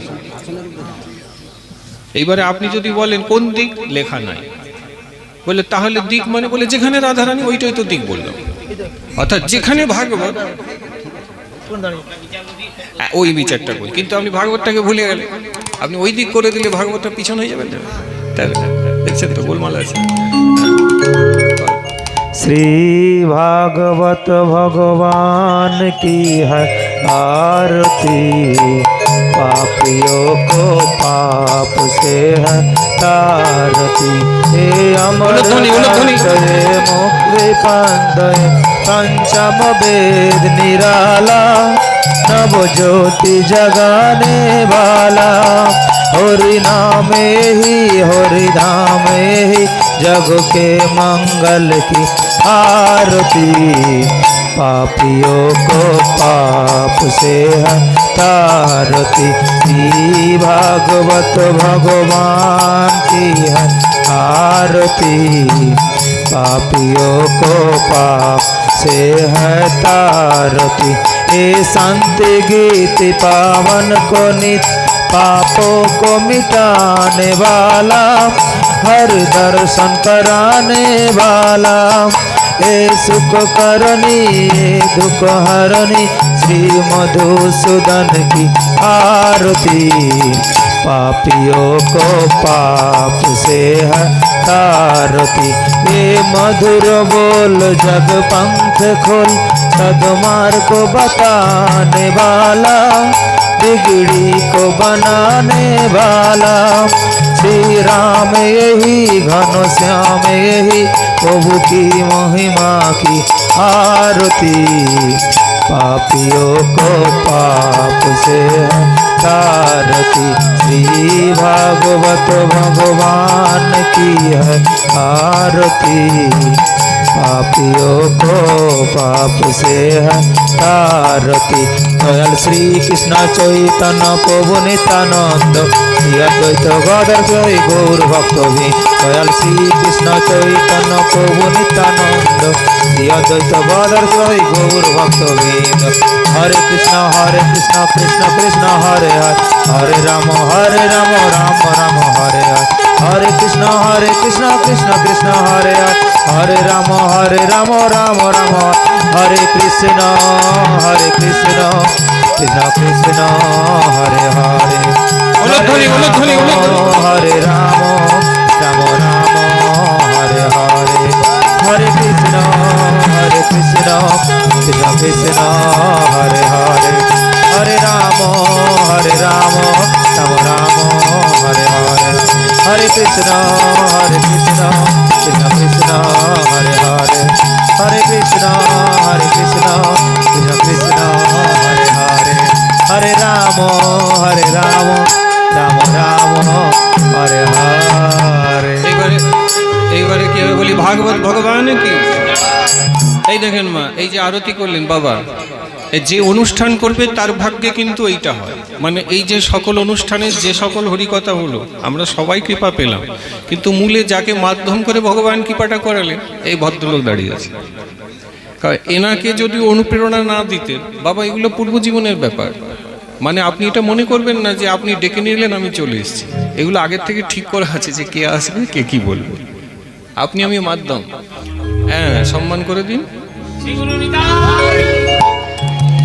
হ্যাঁ, এবারে হরিলুট হবে। হ্যাঁ, 5 মিনিট হয়ে গেল, আর 10 মিনিটে হরিলুট করে দিতে হবে। হাত তুলো, সবাই বলো হরে কৃষ্ণ হরে কৃষ্ণ কৃষ্ণ কৃষ্ণ হরে হরে, হরে রাম রাম রাম রাম হরে হরে। हरे कृष्ण कृष्ण कृष्ण हरे हरे, हरे राम राम राम हरे हरे। हरे कृष्ण कृष्ण कृष्ण हरे हरे, हरे राम राम राम हरे हरे। गाइबेन गाइबेन। हरे कृष्ण कृष्ण कृष्ण हरे हरे, हरे राम राम राम हरे हरे।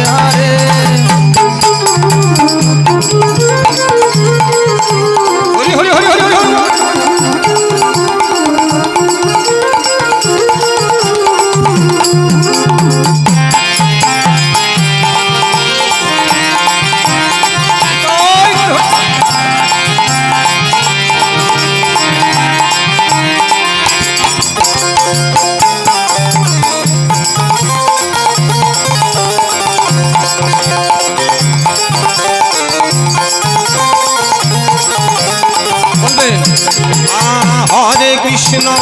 हरे कृष्ण कृष्ण कृष्ण हरे हरे, हरे राम राम राम हरे हरे। बोलবেন हरे कृष्ण कृष्ण कृष्ण हरे हरे, हरे राम राम राम हरे हरे। हरे कृष्ण कृष्ण कृष्ण हरे हरे, हरे राम राम राम हरे हरे। हरे कृष्ण कृष्ण कृष्ण हरे हरे, हरे राम राम राम हरे हरे। हरे कृष्ण कृष्ण कृष्ण हरे हरे, हरे राम राम राम हरे हरे। बोलते হবে हरे कृष्ण कृष्ण कृष्ण नामेर आचार्य তিনি, हरे হরিনাম করো। हरे राम राम राम हरे हरे।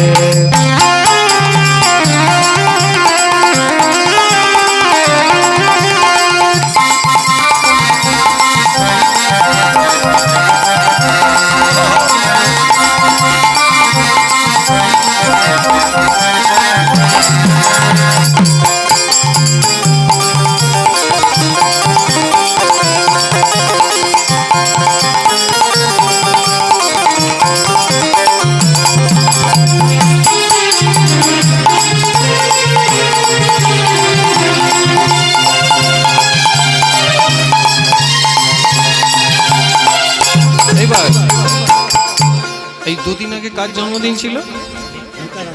ও তাহলে একটু নিতান্ত হবে না? প্রেমদাতা নিতাই বলে সবাই ডাকো রে। প্রেমদাতা নিতাই বলে। এই দাঁড়া দাঁড়া, এই না না না, সবাই কোথায় ডাকলে? না সবাই ডাকবে, জি ডাকার কেন মা? ভগবান তো সবাইকে ডাকতে। তোমার ছেলেকে তুমি ঘরে ডাকবে সে ঠিক আছে, আমার ছেলে আমি ডাকবো না। ভগবান সবাইকে ডাকতে হবে, আমরা সবাই ভগবানের দাস কি না? তাহলে বলতে হবে যে যেখানে আছে বলো প্রেমদাতা নিতাই বলে সবাই ডাকো রে। প্রেমদাতা নিতাই বলে সবাই ডাকো রে। এ বাবা না না না, আপনি বলুন নিতাইয়ের জন্মস্থানটা কোথায়? মানে বীরভূম জেলা। আর এইটা কোন জেলা? তাই এখান থেকে যদি মেদিনীপুর থেকে হাঁক দিই নিতাই, বীরভূমে পৌঁছাবে? পৌঁছাবেন। তাহলে চেষ্টা করবে যতটা ক্ষমতা আছে, গলা ভগবান দিয়েছে ততটা, সেটাকেও চেপে যদি ডাকো নিতাই বলে আমি শুনতে পাইনি রে, শুনতে পেলে তো ওই কি পা করতে হবে। যতটা ভগবান গলা দিয়েছে বার করে মনে করবে ঝগড়া করছে। সেই তার সঙ্গে যে অনেক দিনের শত্রুতা, তাকে আজকে নাগালে পেয়েছি, আজকে ছাড়বো? একদম দেখেই ছাড়বো। ওই যে গানে বলো না, তোমায় হৃদ মাঝারে রাখবো, তো নিতাইকে হৃদয়ে রাখবে, ছেড়ে দেবো বলে গাইতে হবে তো। বীরভূমে সে, তুমি মেদিনীপুর, জোরে বলতে হবে। প্রেম দাতা নিতাই বলে সবাই ডাকো রে, প্রেম দাতা নিতাই বলে সবাই ডাকো রে, ডাকো রে, প্রেম দাতা নিতাই বলে সবাই ডাকো রে। এমন দয়াল প্রভু আর নাই রে, এমন দয়াল প্রভু আর নাই রে, এমন দয়াল প্রভু আর নাই রে, এমন দয়াল প্রভু আর নাই রে। প্রেম দাতা, প্রেম দাতা অধম ত্রাতা, প্রেম দাতা অধম ত্রাতা, প্রেম দাতা নিতাই বলে সবাই ডাকো রে, প্রেম দাতা নিতাই বলে সবাই ডাকো রে। এমন দয়াল প্রভু আর নাই রে, এমন দয়াল প্রভু আর নাই রে, আর নাই, আর নাই, আর নাই রে, আর নাই, আর নাই, আর নাই রে, আর নাই, আর নাই, আর নাই রে, আর নাই, আর নাই, আর নাই রে। নিতাই সমান ভাই কেহ নাই রে, নিতাই সমান ভাই আয়ু নাই রে। আরে মার খে, আরে মার খে, আরে মার খে প্রেম যাচ্ছে আমার নিতাই রে, মার খে প্রেম যাচ্ছে। আমার নিতাই রে। কে মেরেছিল? না, দুজনে মারে। এই আপনি কি কীর্তন শুনলেন বাবা? কে মেরেছিল? এই দেখেন আবার ভুল করছেন মা গো, দুই ভাই ছিল, একজনই মেরেছিল। তার নাম কি? হ্যাঁ, অনেক কষ্ট করে বললে মা গো। মাধাই, মাধাই। জগাই, এরকম ভুল ভাল বলবে না, জগাই মারে না, মাধাই মেরেছে। আর মারতে জগাই হাত ধরেছিল, বলে দেশান্তর সন্ন্যাসী মেরে কি হবে ভাই, কি করছিস তুই? হ্যাঁ বাবা, হ্যাঁ বাবা, 5 মিনিট দাঁড়ান না। মাধাই মেরেছিল। আচ্ছা, আপনাকে যদি মারি, আপনি আমার সঙ্গে কথা বলবেন? আমি যদি আপনার কপাল ফাটিয়ে দিয়ে বলি বাবা আপনাকে মেরেছি 100 টাকা দিন, দিবে? দিবে মা? তোমার যদি কপাল ফাটিয়ে দিয়ে তুমি 1000 টাকা আমাকে দিবে? লক্ষ্মীর ভান্ডার দিবে? দিবে? দিবে না, কথা বলবে না, সারা জীবনের মতো নাড়ি করে। কিন্তু নিতাইকে যখন মাথায় মারলো, নিতাই কি বললো? মেরেছিস কলসির কানা। তাহলে আপনি বলুন, নিতাইয়ের মতন কেউ আছে? তোমাকে মারলে তুমি কথা বলবে না, নিতাই তাকে আলিঙ্গন করলো মাথাইকে, বললো তুই আমার ছেলে, বাবাকে মেরেছিস তো কি হয়েছে, তবু তোকে আমি প্রেম দেব। এই জন্য বললে নিতাইয়ের সমানে কেউ নাই, কেউ নাই, কেউ নাই। সাংঘাতিক অবস্থা। ওয়াটার ওয়াটার টাইম হয়ে গেছে। হ্যাঁ, প্রেম দাতা নিতাই বলে সবাই ডাকো রে, প্রেম দাতা নিতাই বলে সবাই ডাকো রে, প্রেম দাতা নিতাই বলে সবাই ডাকো রে, প্রেম দাতা নিতাই বলে সবাই ডাকো রে। এমন দয়াল প্রভু আর নাই রে, এমন দয়াল প্রভু আর নাই রে, আর নাই, আর নাই, আর নাই রে, আর নাই, আর নাই, আর নাই রে, আর নাই, আর নাই, আর নাই রে, আর নাই, আর নাই, আর নাই রে। এমন দয়াল প্রভু আর নাই রে, এমন দয়াল প্রভু আর নাই রে। হাত উপরে, হাত উপরে।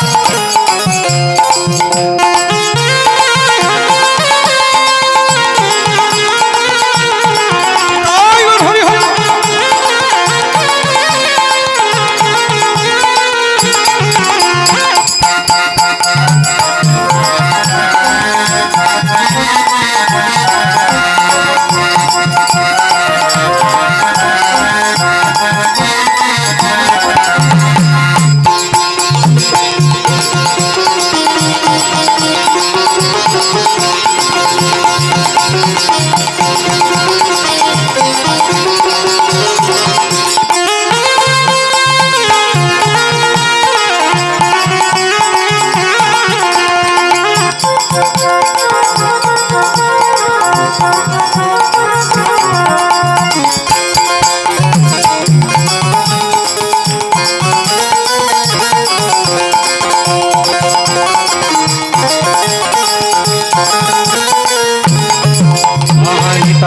নিতাই গৌর সবাই বলো রে, নিতাই গৌর সবাই বলো রে, নিতাই গৌর সবাই বলো রে, নিতাই গৌর সবাই বলো রে, নিতাই গৌরাঙ্গ বলো সবাই বলো রে, নিতাই গৌর গৌরাঙ্গ বলো সবাই বলো রে, নিতাই গৌর রে, নিতাই গৌর নিতাই গৌর রে, আমার নিতাই গৌর রে, আমার নিতাই গৌর রে, নিতাই গৌরাঙ্গ হরি বলো রে, নিতাই গৌরাঙ্গ হরি বলো, হরি বলো রে, নিতাই গৌরাঙ্গ হরি বলো, হরি বলো রে, নিতাই গৌর হরি বল, নিতাই গৌর হরি বল, নিতাই গৌর হরি বল, নিতাই গৌর হরি বল, নিতাই গৌর হরি বল, নিতাই গৌর হরি বল, নিতাই গৌর হরি বল, নিতাই গৌর হরি বল, নিতাই গৌর হরি বল, নিতাই গৌর হরি বল, নিতাই গৌর হরি বল, গৌর হরি বল, নিতাই গৌর হরি বল,